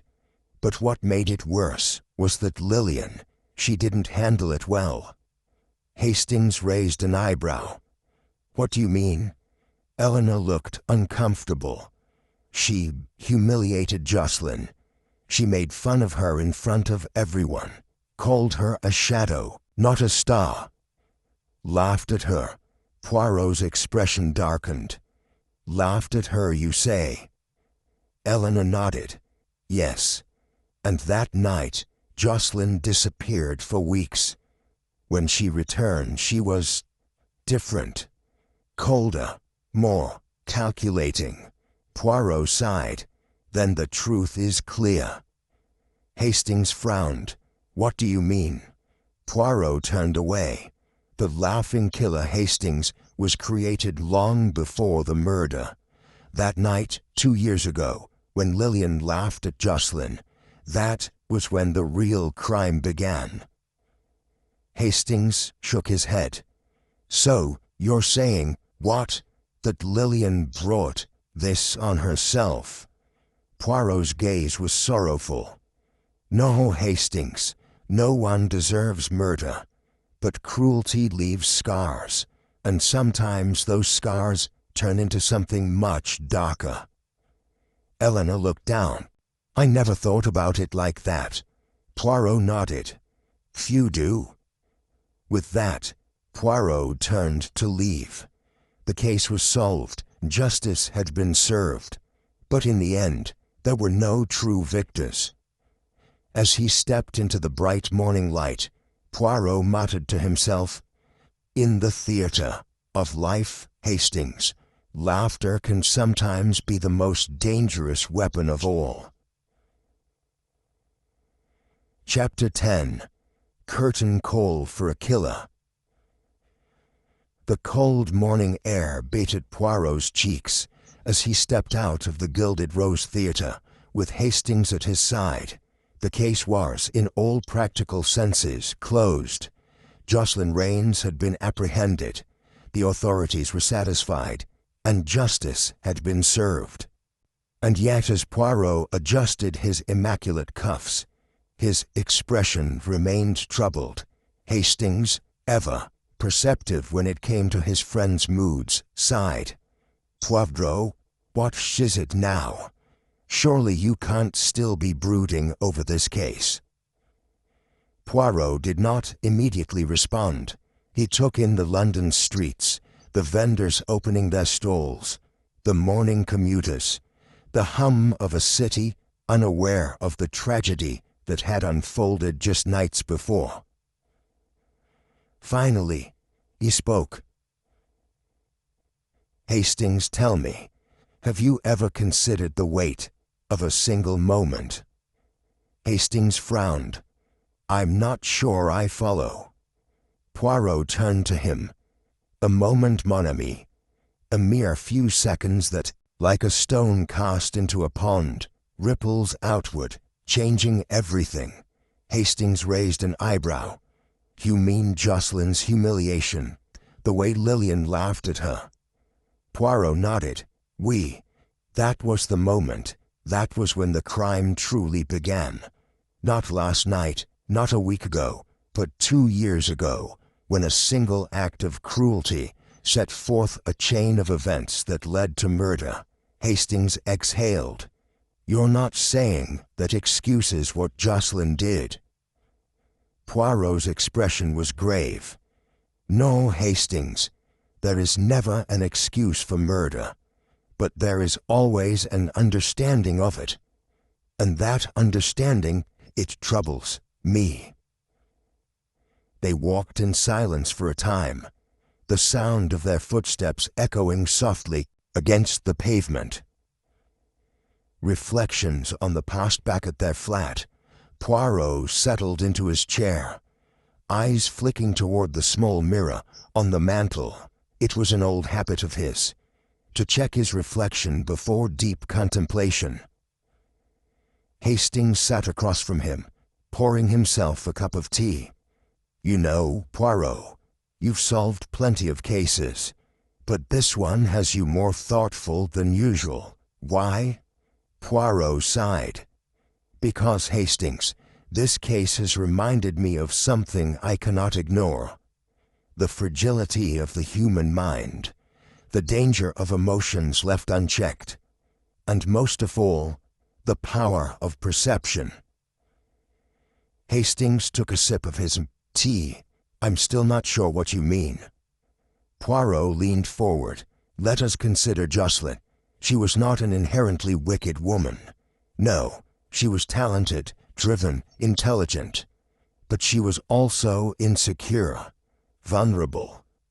And when she was humiliated, when Lillian's laughter cut through her pride, it planted a seed that, over time, grew into obsession, into hatred. Hastings frowned. But people are laughed at all the time. They don't all become killers. Poirot nodded. Oui, mon ami. But it is not the act of being laughed at that matters. It is how the mind receives it. Some dismiss such slights, others dwell on them, and some, like Jocelyn, let them fester until they consume everything. Hastings set his teacup down. You're saying she chose to become this way? Poirot sighed. A choice, Hastings, is rarely made in a single moment. Rather, it is the sum of many small moments, each one pushing a person toward their final decision. Hastings shook his head. Well, it's all very philosophical. But in the end, she murdered someone. That's all that matters, isn't it? Poirot gave a small, sad smile. Perhaps. But tell me, Hastings, if we could go back in time and stop Lillian from laughing at Jocelyn that day, do you think this tragedy would have happened? Hastings hesitated. I don't know. Poirot nodded. Neither do I. And for a long while, neither man spoke. Justice and consequence a week. Later, Jocelyn Raines was brought to trial. The courtroom was filled with onlookers, journalists eager for a dramatic headline, theater patrons shocked at the dark turn of events, and former colleagues who had once called Jocelyn a friend. Poirot and Hastings sat in attendance, observing as the case unfolded. Jocelyn sat stiff-backed in the defendant's chair, her expression unreadable. The prosecutor, a sharp-eyed man with a voice like a whip, laid out the case mercilessly, a crime of jealousy, of calculated malice. The defendant, unable to tolerate the success of another, plotted to remove her rival in cold blood. Jocelyn remained still. The defense, in turn, painted her as a woman driven to madness by circumstance, a tragic victim of an industry that values beauty over talent, that discards those who fail to shine bright enough. Yes, she committed a crime, but do we not see the cruelty that led her to this breaking point? Poirot studied her carefully. He saw no remorse in her eyes, no guilt, only a deep, hollow emptiness. The verdict was swift. Guilty. The sentence, life in prison. As she was led away, Jocelyn finally looked toward Poirot. Her lips parted slightly, as if she wished to say something. But in the end, she said nothing at all. The last look in her eyes, however, would stay with Poirot for a long time. The final bow that evening, Poirot and Hastings returned home. The case was over, the killer punished. Justice had been served. And yet Poirot felt no satisfaction. As he sat at his desk, he found himself staring once again at his own reflection. "Do you see something there?" Hastings asked. Poirot exhaled. "Only a reminder, mon ami." Hastings raised an eyebrow. "Of what?" Poirot turned away from the mirror. "That the greatest mysteries are not those solved with logic, but those that reside in the hearts of men." Hastings sighed. "You always have to be dramatic about these things, don't you?" Poirot smiled faintly. "A detective must have his final bow, Hastings." And with that, he picked up his hat, dusted it off, and placed it neatly on the stand. Tomorrow, there would be another case, another crime, another mystery to solve. But tonight, he would allow himself to sit in silence, listening to the echoes of laughter that had long since faded. for even in victory, there's some cases that never there's some cases that never truly leave you. Chapter 11. Echoes of Laughter. The Weight of Justice. Hercule Poirot sat in his armchair, his fingers resting lightly against his temples. The fire crackled softly in the hearth, casting flickering shadows across the walls of his London flat. Hastings, seated opposite him, studied his friend with mild concern. "Poirot, you've hardly said a word since the trial. I should think you'd be pleased with how things turned out," Hastings said, stirring a spoonful of sugar into his tea. Poirot's mustache twitched slightly. "Pleased, Hastings? No, I do not believe that is the correct sentiment." Hastings frowned. "Well, justice has been served, has it not? Jocelyn Raines has been found guilty, and the law will deal with her accordingly." Poirot sighed and leaned forward. "Justice, mon ami, is a peculiar thing. The law punishes, yes, but does it prevent? Does it correct?" Hastings hesitated. "It holds people accountable." Poirot nodded. "Oui, but it does not undo the crime. Lillian Harper is still dead. No verdict can change that." Hastings exhaled, leaning back in his chair. "I suppose you're right. But that's how the world works, isn't it? People make choices, and they must live with the consequences." Poirot's sharp eyes met his. "And what of those who must live with the consequences of another's choices?" Hastings was about to answer when a knock at the door interrupted them. A visit from the past Miss Beatrice Langley, Lillian Harper's close friend, stood in the doorway, her face pale and drawn. Poirot gestured for her to enter, offering her a chair by the fire. "I hope I am not disturbing you, Monsieur Poirot," she said softly. "Not at all, mademoiselle. How may I assist you?" She hesitated, glancing down at the delicate gloves in her lap. "I wanted to thank you for uncovering the truth, but also to ask you something." Poirot steepled his fingers. "Go on." Miss Langley's hands trembled. Did Lillian deserve it? Hastings nearly choked on his tea. "Good heavens, Miss Langley, what an awful thing to say." Poirot remained silent, his expression unreadable. Miss Langley pressed on. I don't mean she deserved to die, but did she deserve what happened before? The humiliation, the laughter?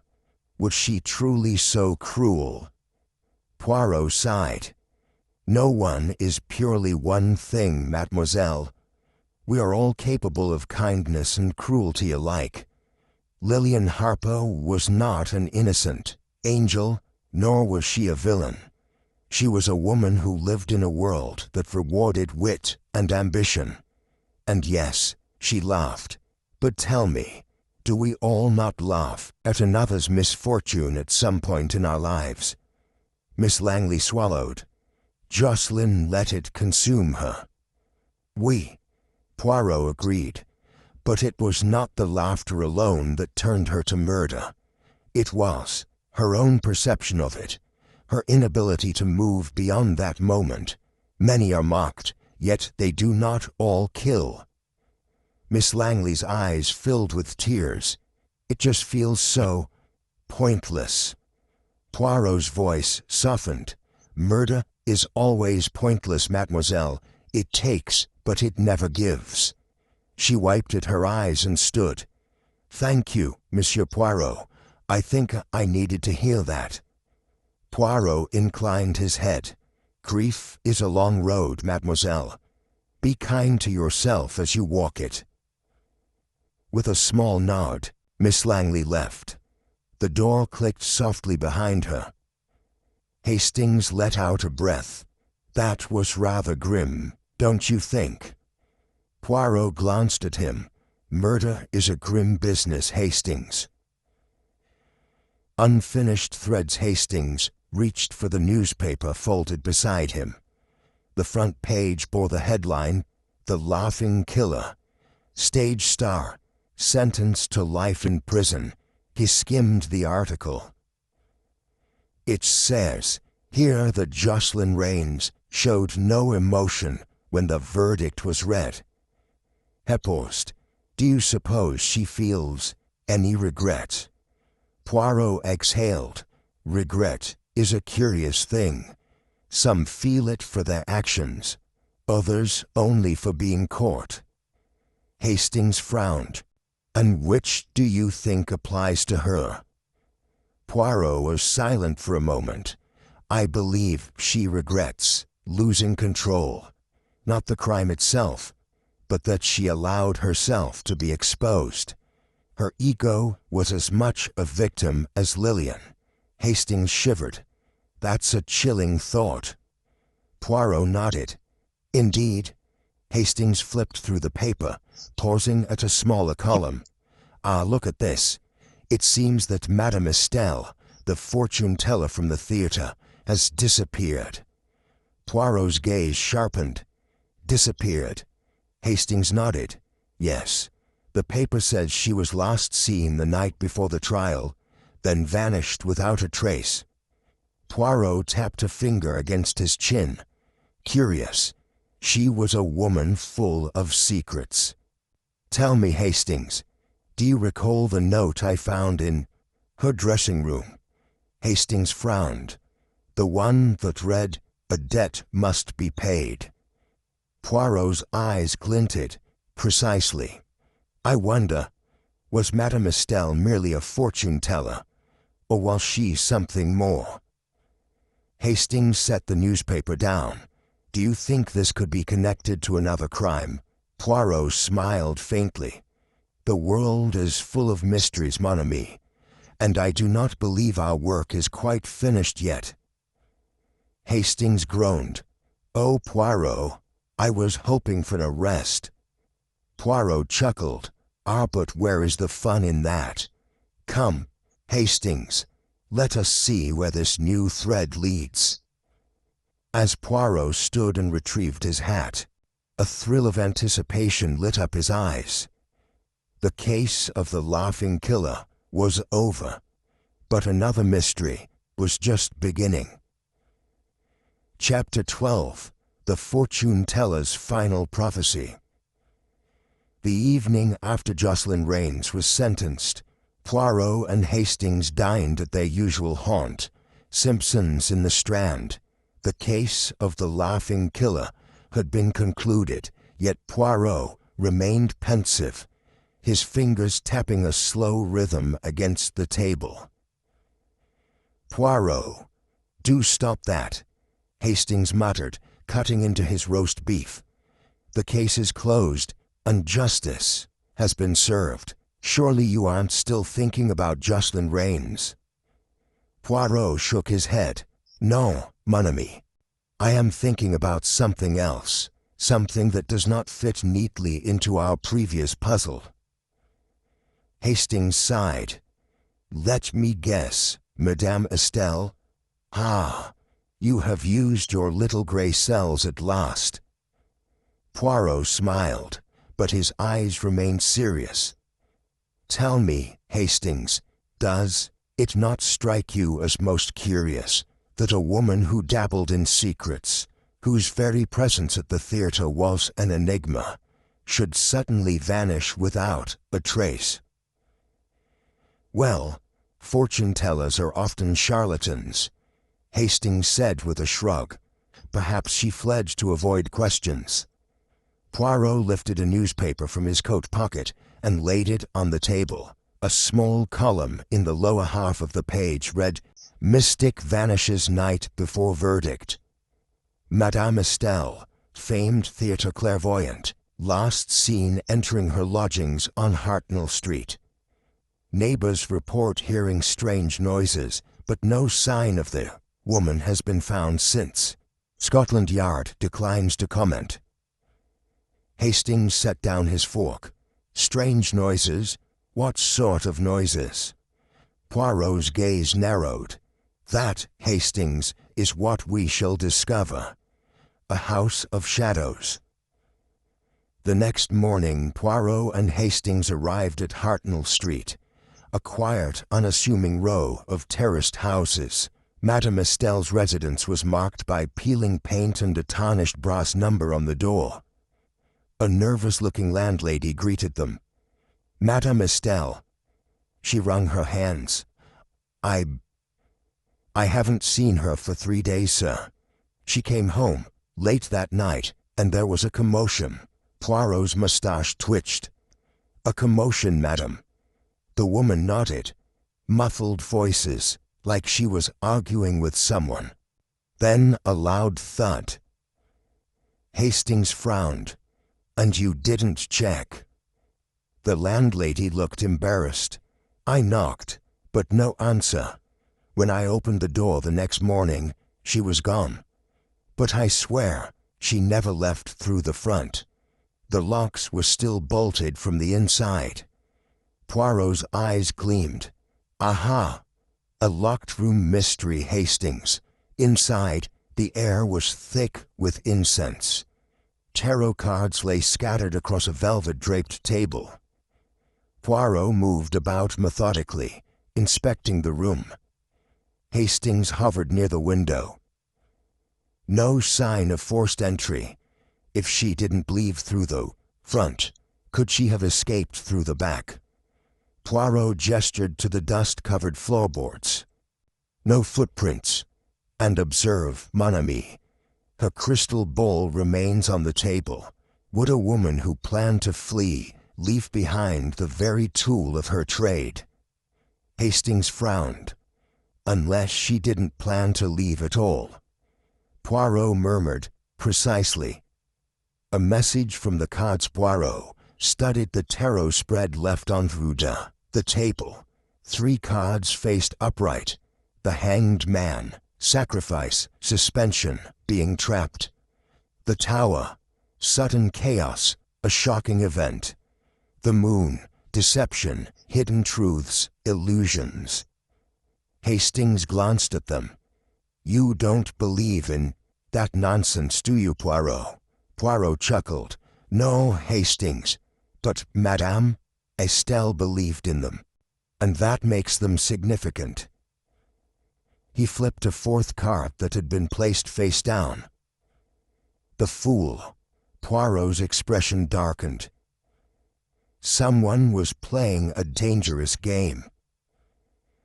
At that moment, a faint scratching sound came from behind the bookshelf.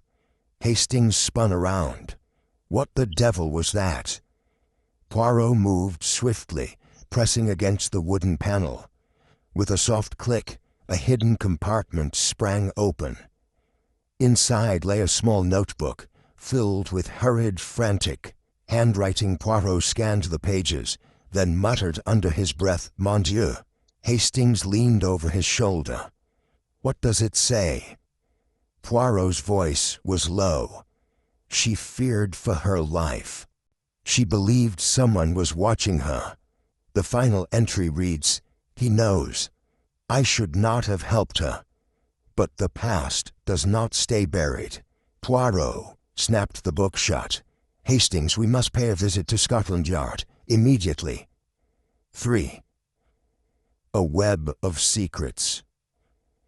At Scotland Yard, Inspector Japp met them with a weary expression. "I should have known you'd be sniffing around, Poirot. Don't tell me you think this has something to do with the Rains case." Poirot settled into a chair. "But of course, mon ami, everything is connected. Tell me, what do you know of Madame Estelle's past?" Japp sighed. "Not much. She came to London a few years back. No known relatives. Worked in the theater. Built a reputation as a mystic." Poirot tapped a finger against his chin. "No relatives, you say? And yet She writes of the past not staying buried. Japp hesitated. Look, Poirot, between you and me there's a rumor. Poirot leaned in. Aha! And what is this rumor, mon cher Japp? Japp rubbed his forehead. Some say Madame Estelle wasn't always a fortune-teller. Some say she was once someone else entirely. Hastings raised an eyebrow. What do you mean? Japp lowered his voice. Some old records suggest she might have been a stage actress years ago, but one night there was an accident. Someone died. She vanished after that, only to resurface later under a new name. Poirot's eyes gleamed. A ghost from the past, perhaps. Japp exhaled. Whatever it is, she knew something she wasn't supposed to. Poirot stood, his expression serious. Then, mon ami, we must find out what. A new mystery unfolds as they left Scotland Yard. Hastings shook his head. First a murder, now a disappearance. Poirot, do you think Madame Estelle is still alive? Poirot's lips pressed into a thin line. I think, Hastings, that someone wanted her to disappear. The question is, did she leave of her own will, or was she taken? A gust of wind rustled the newspaper in Hastings' hands. He glanced at the front page again. The laughing killer sentenced. Justice prevails in high-profile case. But at the bottom of the page, in small print, another headline caught his eye. Mysterious woman found dead in Thames. Authorities seek identification. Hastings' blood ran cold. Poirot, you don't think? Poirot turned to him, his gaze unreadable. Come, Hastings, we must see for ourselves. And with that, the great detective strode off into the mist, ready to chase another enigma. Chapter 13. The Woman in the Thames. The damp chill of a London morning clung to the air as Poirot and Hastings made their way towards the city morgue. The boot article in the newspaper had been brief, but its implications were clear. A woman's body had been pulled from the Thames, and authorities had yet to confirm her identity. Hastings strode beside Poirot, his hands stuffed into his coat pockets. Poirot, do you really think it could be Madame Estelle? Poirot kept his gaze forward, his expression unreadable. Hastings, a woman disappears the very night before a guilty verdict, having whispered of danger. A body is then found in the river. Coincidence? He tapped his temple. Non, mon ami. There is no such thing. Hastings exhaled. Well, I certainly hope you're wrong. Poirot said nothing, but his silence carried the weight of an answer Hastings did not wish to hear. The unclaimed body at the city morgue. Inspector Japp was waiting for them, his usual gruff demeanor tinged with weariness. Knew you'd show up, Poirot. He gestured toward the corridor. Come on, let's get this over with. They followed him into a dimly lit room where a sheet-covered body lay on a metal table. A deep silence filled the space. The only sound was the distant drip of a leaking pipe. Japp hesitated, then pulled back the sheet. Hastings held his breath. The woman's face was pale, her dark hair tangled with debris from the river. Though swollen from the water, there was no mistaking her sharp cheekbones or the faint trace of makeup clinging to her lashes. Poirot gave a small nod. It is her. Japp sighed. Damn, that's what I was afraid of. Hastings frowned. Ah, you sure, Poirot? The water. Poirot lifted the woman's hand gently. A silver ring adorned her index finger. A coiling serpent with emerald eyes. The ring, Poirot murmured. She wore it when we visited her lodgings. A woman as superstitious as Madame Estelle would not part with her talismans. This is her mon ami. Japp cleared his throat. Well, cause of death isn't drowning. Hastings turned sharply. What? Japp pointed to the woman's throat. A dark bruise wrapped around it like a sinister necklace. She was strangled before being dumped in the river. A cold weight settled in Hastings's stomach. Murder. Poirot's voice was quiet. May we? The mark of the murderer. Poirot adjusted his cuffs and leaned closer to the body, his keen eyes scanning every detail. Monsieur Japp, what else do we know? Japp consulted his notes. Not much. Body was found near the Suffolk Bridge early this morning. No belongings, no purse, nothing to identify her. Poirot frowned.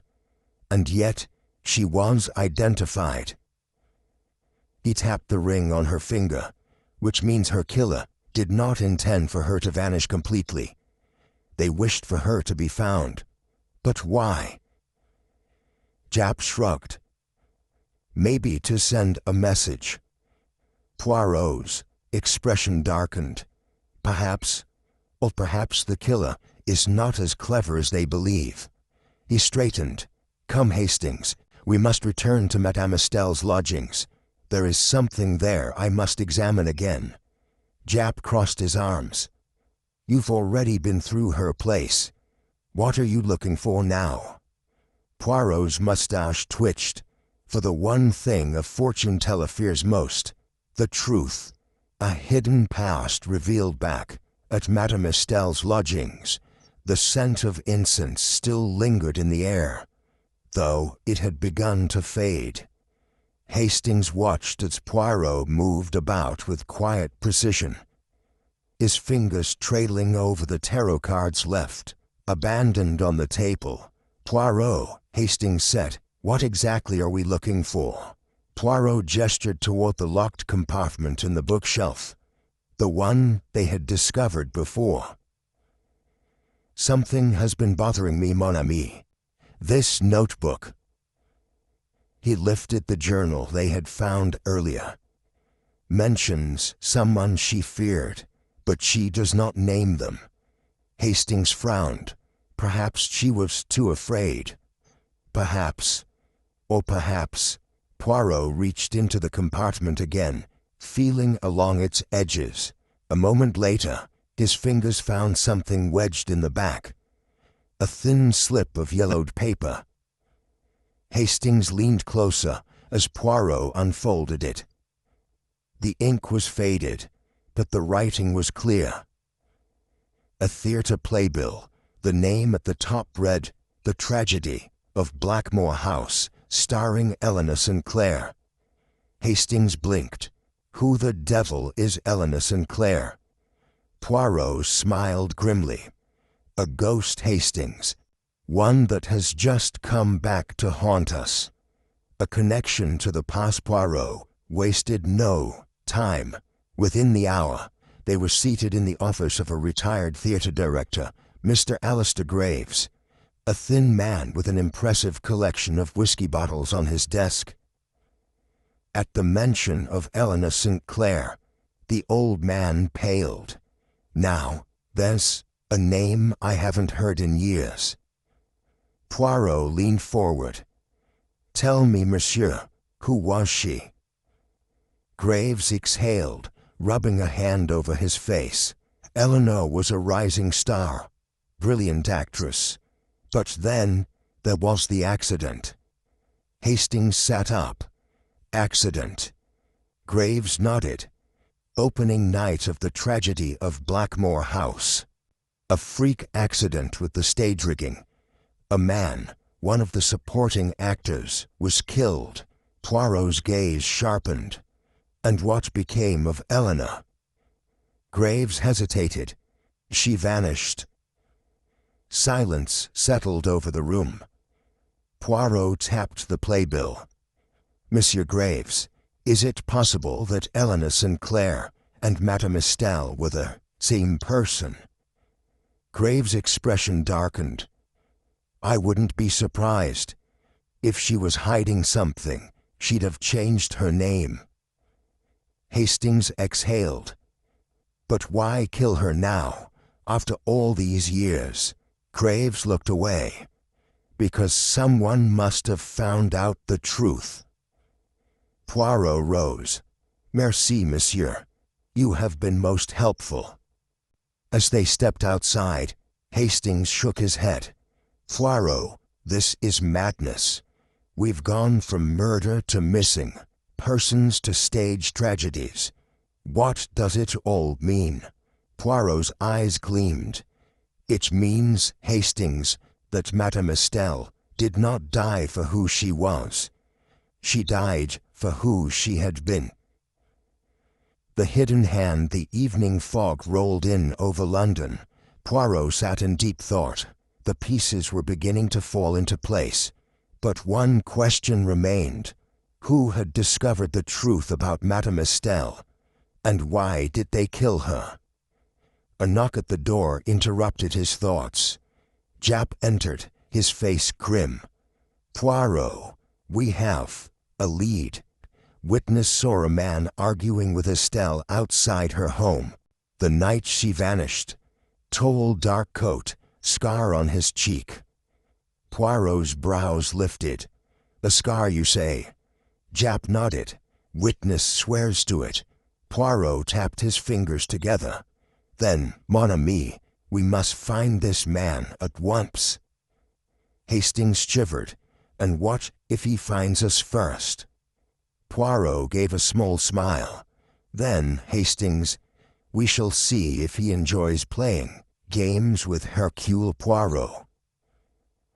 Chapter 14. The Scarred Man's Secret. The thick London fog swirled around the gaslit streets as Poirot, Hastings, and Inspector Japp made their way toward the East End, where their witness claimed to have seen the scarred man. The air smelled of damp stone and distant coal fires, and the steady clip of their shoes echoed against the cobbled pavement. Hastings pulled his coat tighter around him. I don't like this, Poirot. If this fellow is dangerous, shouldn't we have more officers with us? Poirot lifted a brow. Mais non, mon ami. The element of surprise is our greatest advantage. Japp scoffed. Assuming he doesn't surprise us first. Poirot stopped in front of a small run-down pub called the Black Swan.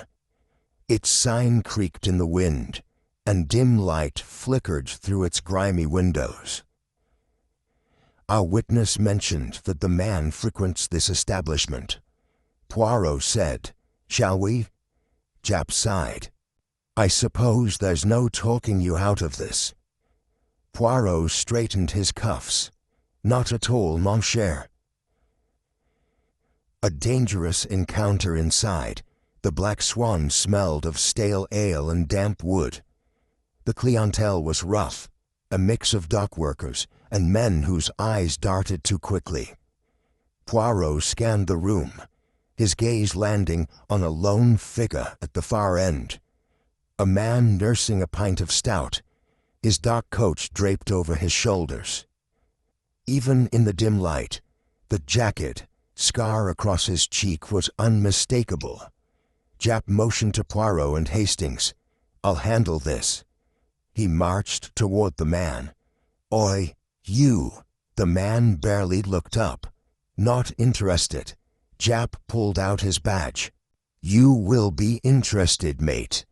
The scarred man stiffened. His hand slid toward his coat pocket. Poirot acted before Japp could, smoothly sliding into the seat across from him. "Ah, monsieur, you have the air of a man with a most fascinating story." The man's eyes narrowed. Who the do? He gestured to the others.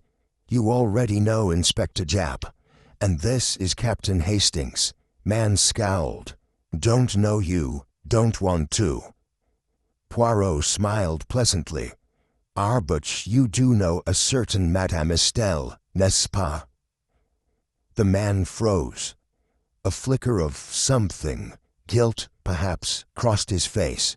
We never heard of her. Japp growled. Try again. We have a witness who saw you arguing with her the night she vanished. The man's jaw clenched. Poirot steepled his fingers. You see, monsieur, there are only two possibilities.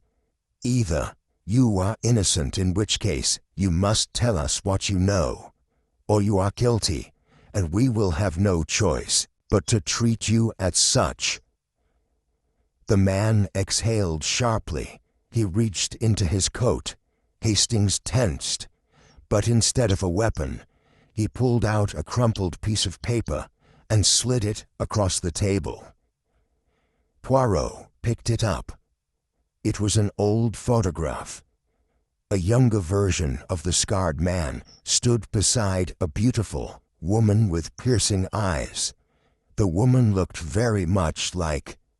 Hastings gasped. Good heavens, that's Madame Estelle. The man spoke, his voice rough. Her name wasn't Estelle. It was Eleanor Sinclair, and she was my sister. You keep lost, Brother Japp whistled. Blimey. Poirot placed the photo down carefully. You are her brother. The man nodded. Name's Vincent Sinclair. I hadn't seen Eleanor in over 10 years. Hastings leaned forward. Why did you argue with her? Vincent exhaled. Because I found her. He shook his head. For years, I thought she was dead. Then, a few weeks ago, I caught wind of a woman in London calling herself Madame Estelle. A fortune-teller who knew an awful lot about things she shouldn't. Poirot's eyes gleamed. You believed she was using her old connections. Not it. Eleanor, she wasn't just an actress. She knew things. People confided in her, especially those in power. But she disappeared after the accident at Blackmore House. Hastings frowned. You mean when that actor died? Vincent's hands clenched. It wasn't an accident. Japp straightened. You mean to say... Poirot raised a hand. Patience, mes amis. He turned back to Vincent. Did Eleanor, Madame Estelle, tell you who was behind it?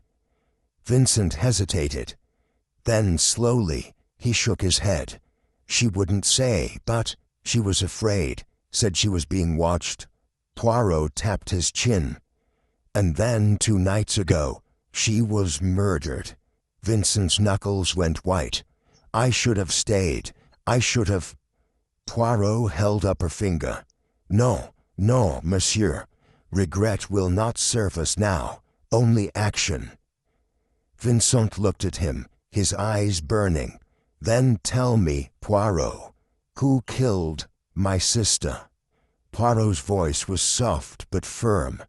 That, monsieur, is what we are about to find out. A new target. The next morning, Poirot sat in his apartment, deep in thought. The threads of the case were weaving together, but the pattern was still incomplete. Hastings paced. Poirot, I don't see how this all fits together. Eleanor, Madame Estelle, was hiding her past. Someone from that past found out and killed her. But who? Poirot sighed. Mon ami, you see, but you do not observe. Hastings threw up his hands. Then enlighten me. Poirot stood. Consider, Hastings. Madame Estelle whispered of danger. She feared she was being watched, and she was murdered just as she prepared to reveal something. What does this tell you? Hastings hesitated. That the killer wanted her silence. Poirot nodded. Exactement. A knock interrupted them. Japp entered, his expression grim. Poirot, we've got another problem. Poirot arched a brow. Ah, mon cher, Japp, you bring news? Japp exhaled.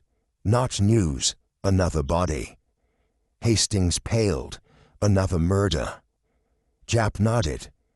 Vincent Sinclair. A terrible silence fell over the room. Poirot closed his eyes. Mon Dieu. Japp handed him a small slip of paper. We found this in his coat pocket. Poirot unfolded it. The words were written in smudged ink. He knows too much. Poirot's expression darkened. Hastings, Japp, we must move quickly. Hastings swallowed. Where to? Poirot's voice was ice. To find a killer before they strike again. Chapter 15. The shadow behind the curtain. The discovery of Vincent Saint. Claire's body changed everything. What had been a complex murder investigation had now escalated into something far more dangerous. A silent killer moving through the shadows, eliminating those who got too close to the truth.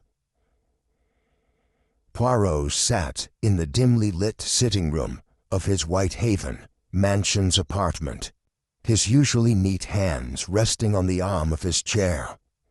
He was still, his expression unreadable, his little gray cells working furiously. Across from him, Inspector Japp stood with his arms crossed, his face tight with frustration. 2 murders, Poirot, and both linked to this blasted fortune-teller. You've got to tell me what you're thinking. Hastings, pacing near the window, stopped. Japp's right. Whoever this is, they're getting bolder. Poirot let out a slow breath. Bolder? No, mon ami. They are desperate. Japp frowned. How do you figure that? Poirot tapped his fingers together. Vincent Sinclair was no ordinary man. He was a survivor, cautious and secretive. And yet, he was silenced. Why? Hastings hesitated. Because he knew something? Précisément. Poirot leaned forward. But what did he know? That is the question. The secret of the stolen letters. Japp sighed. Well, we don't have much to go on. St. Clair's body was found near the docks, but there were no witnesses. The only thing he had on him was that note. He knows too much. Poirot nodded.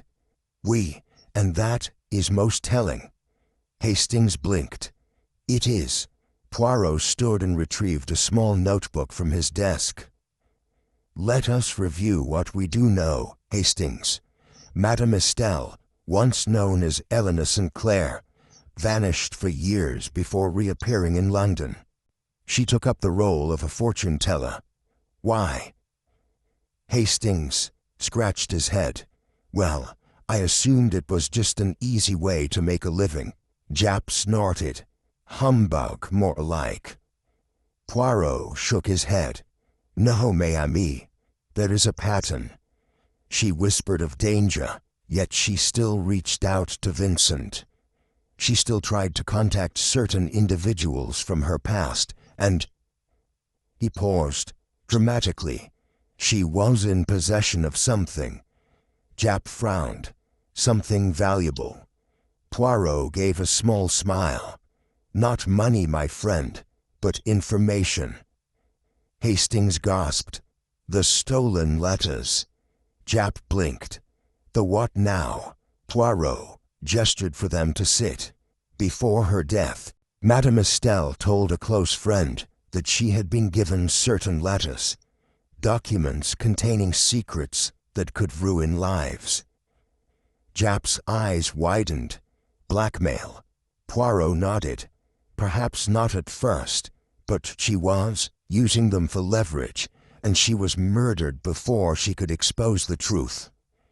Hastings hesitated, and Vincent, Poirot's face darkened. He must have found the letters. A heavy silence fell over the room. Japp exhaled sharply. Then that means, Poirot finished his sentence softly, the murderer does not yet have them. A dangerous game, begins, Japp swore under his breath. Then we need to find those blasted letters before the killer does. Poirot nodded. Indeed, and I have an idea of where to start.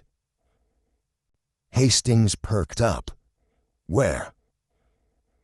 Poirot smiled faintly. Where does one hide something that no one would dare to look? Japp groaned. Poirot, if you're going to answer your own riddles, at least do it quicker. Poirot stood and retrieved his coat. We return to Madame Estelle's apartment. There's something I must confirm. Hastings hesitated. Do you think the killer has been there? Poirot's gaze was sharp. They will be, and soon, Japp cursed. Then let's move. The apartment and the unseen watcher, the apartment of Madame Estelle was just as they had left it. Silent, untouched since the last investigation. The scent of old incense still lingered in the air. Poirot moved swiftly to her writing desk. He ran a gloved hand over the wooden surface, then turned his attention to the ornate mirror above it. Hastings frowned. What are you looking for? Poirot hummed. Not what, who? Japp stiffened. You think someone's been watching this place? Poirot nodded. Indeed. He turned suddenly. Quickly, Mayhemy, hide the light. Hastings hurried to shut the curtains, and Japp extinguished the lamp. They stood in darkness. Poirot whispered, Now we wait. For several moments there was nothing. Just silence. Then a sound, a faint creak from the hallway. A shadow passed beneath the door. Japp's hand moved to his revolver. We've got company. Poirot held up a finger for silence. The doorknob twisted. Hastings held his breath. Then the door burst open. A dark figure lunged into the room, a glint of steel in his hand. Hastings barely had time to react before Japp's voice rang out. Stop right there. The man froze. In the moonlight, his face was revealed. Hastings gasped. It's Philip Marlowe. The truth revealed, Marlowe, one of Madame Estelle's former clients, was a well-known banker, a man with everything to lose. And now he was, standing in front of them, armed and desperate. Japp's revolver was steady. Drop the knife, Marlowe. Marlowe's eyes flickered between them. His hands trembled. Then, with a clatter, the knife fell to the floor. Poirot stepped forward. You weren't looking for the letters, were you not? Marlowe swallowed hard. I don't know what you're talking about. Poirot tisked. Mon cher, you do not lie well. Hastings clenched his fists. You killed her, didn't you? And Vincent St. Clair. Marlowe hesitated. Then, softly, he whispered, I didn't kill Vincent. Silence. Japp narrowed his eyes. What do you mean? Marlowe looked at Poirot. I came here tonight to find the letters, yes. I was desperate, but I didn't kill Vincent. Poirot's voice was calm. Then who did? Marlowe swallowed. I don't know, but I do know one thing. He looked up, his voice shaking. There's someone else hunting those letters. Poirot's eyes gleamed. Ah, so we are not dealing with one killer, but two. The end.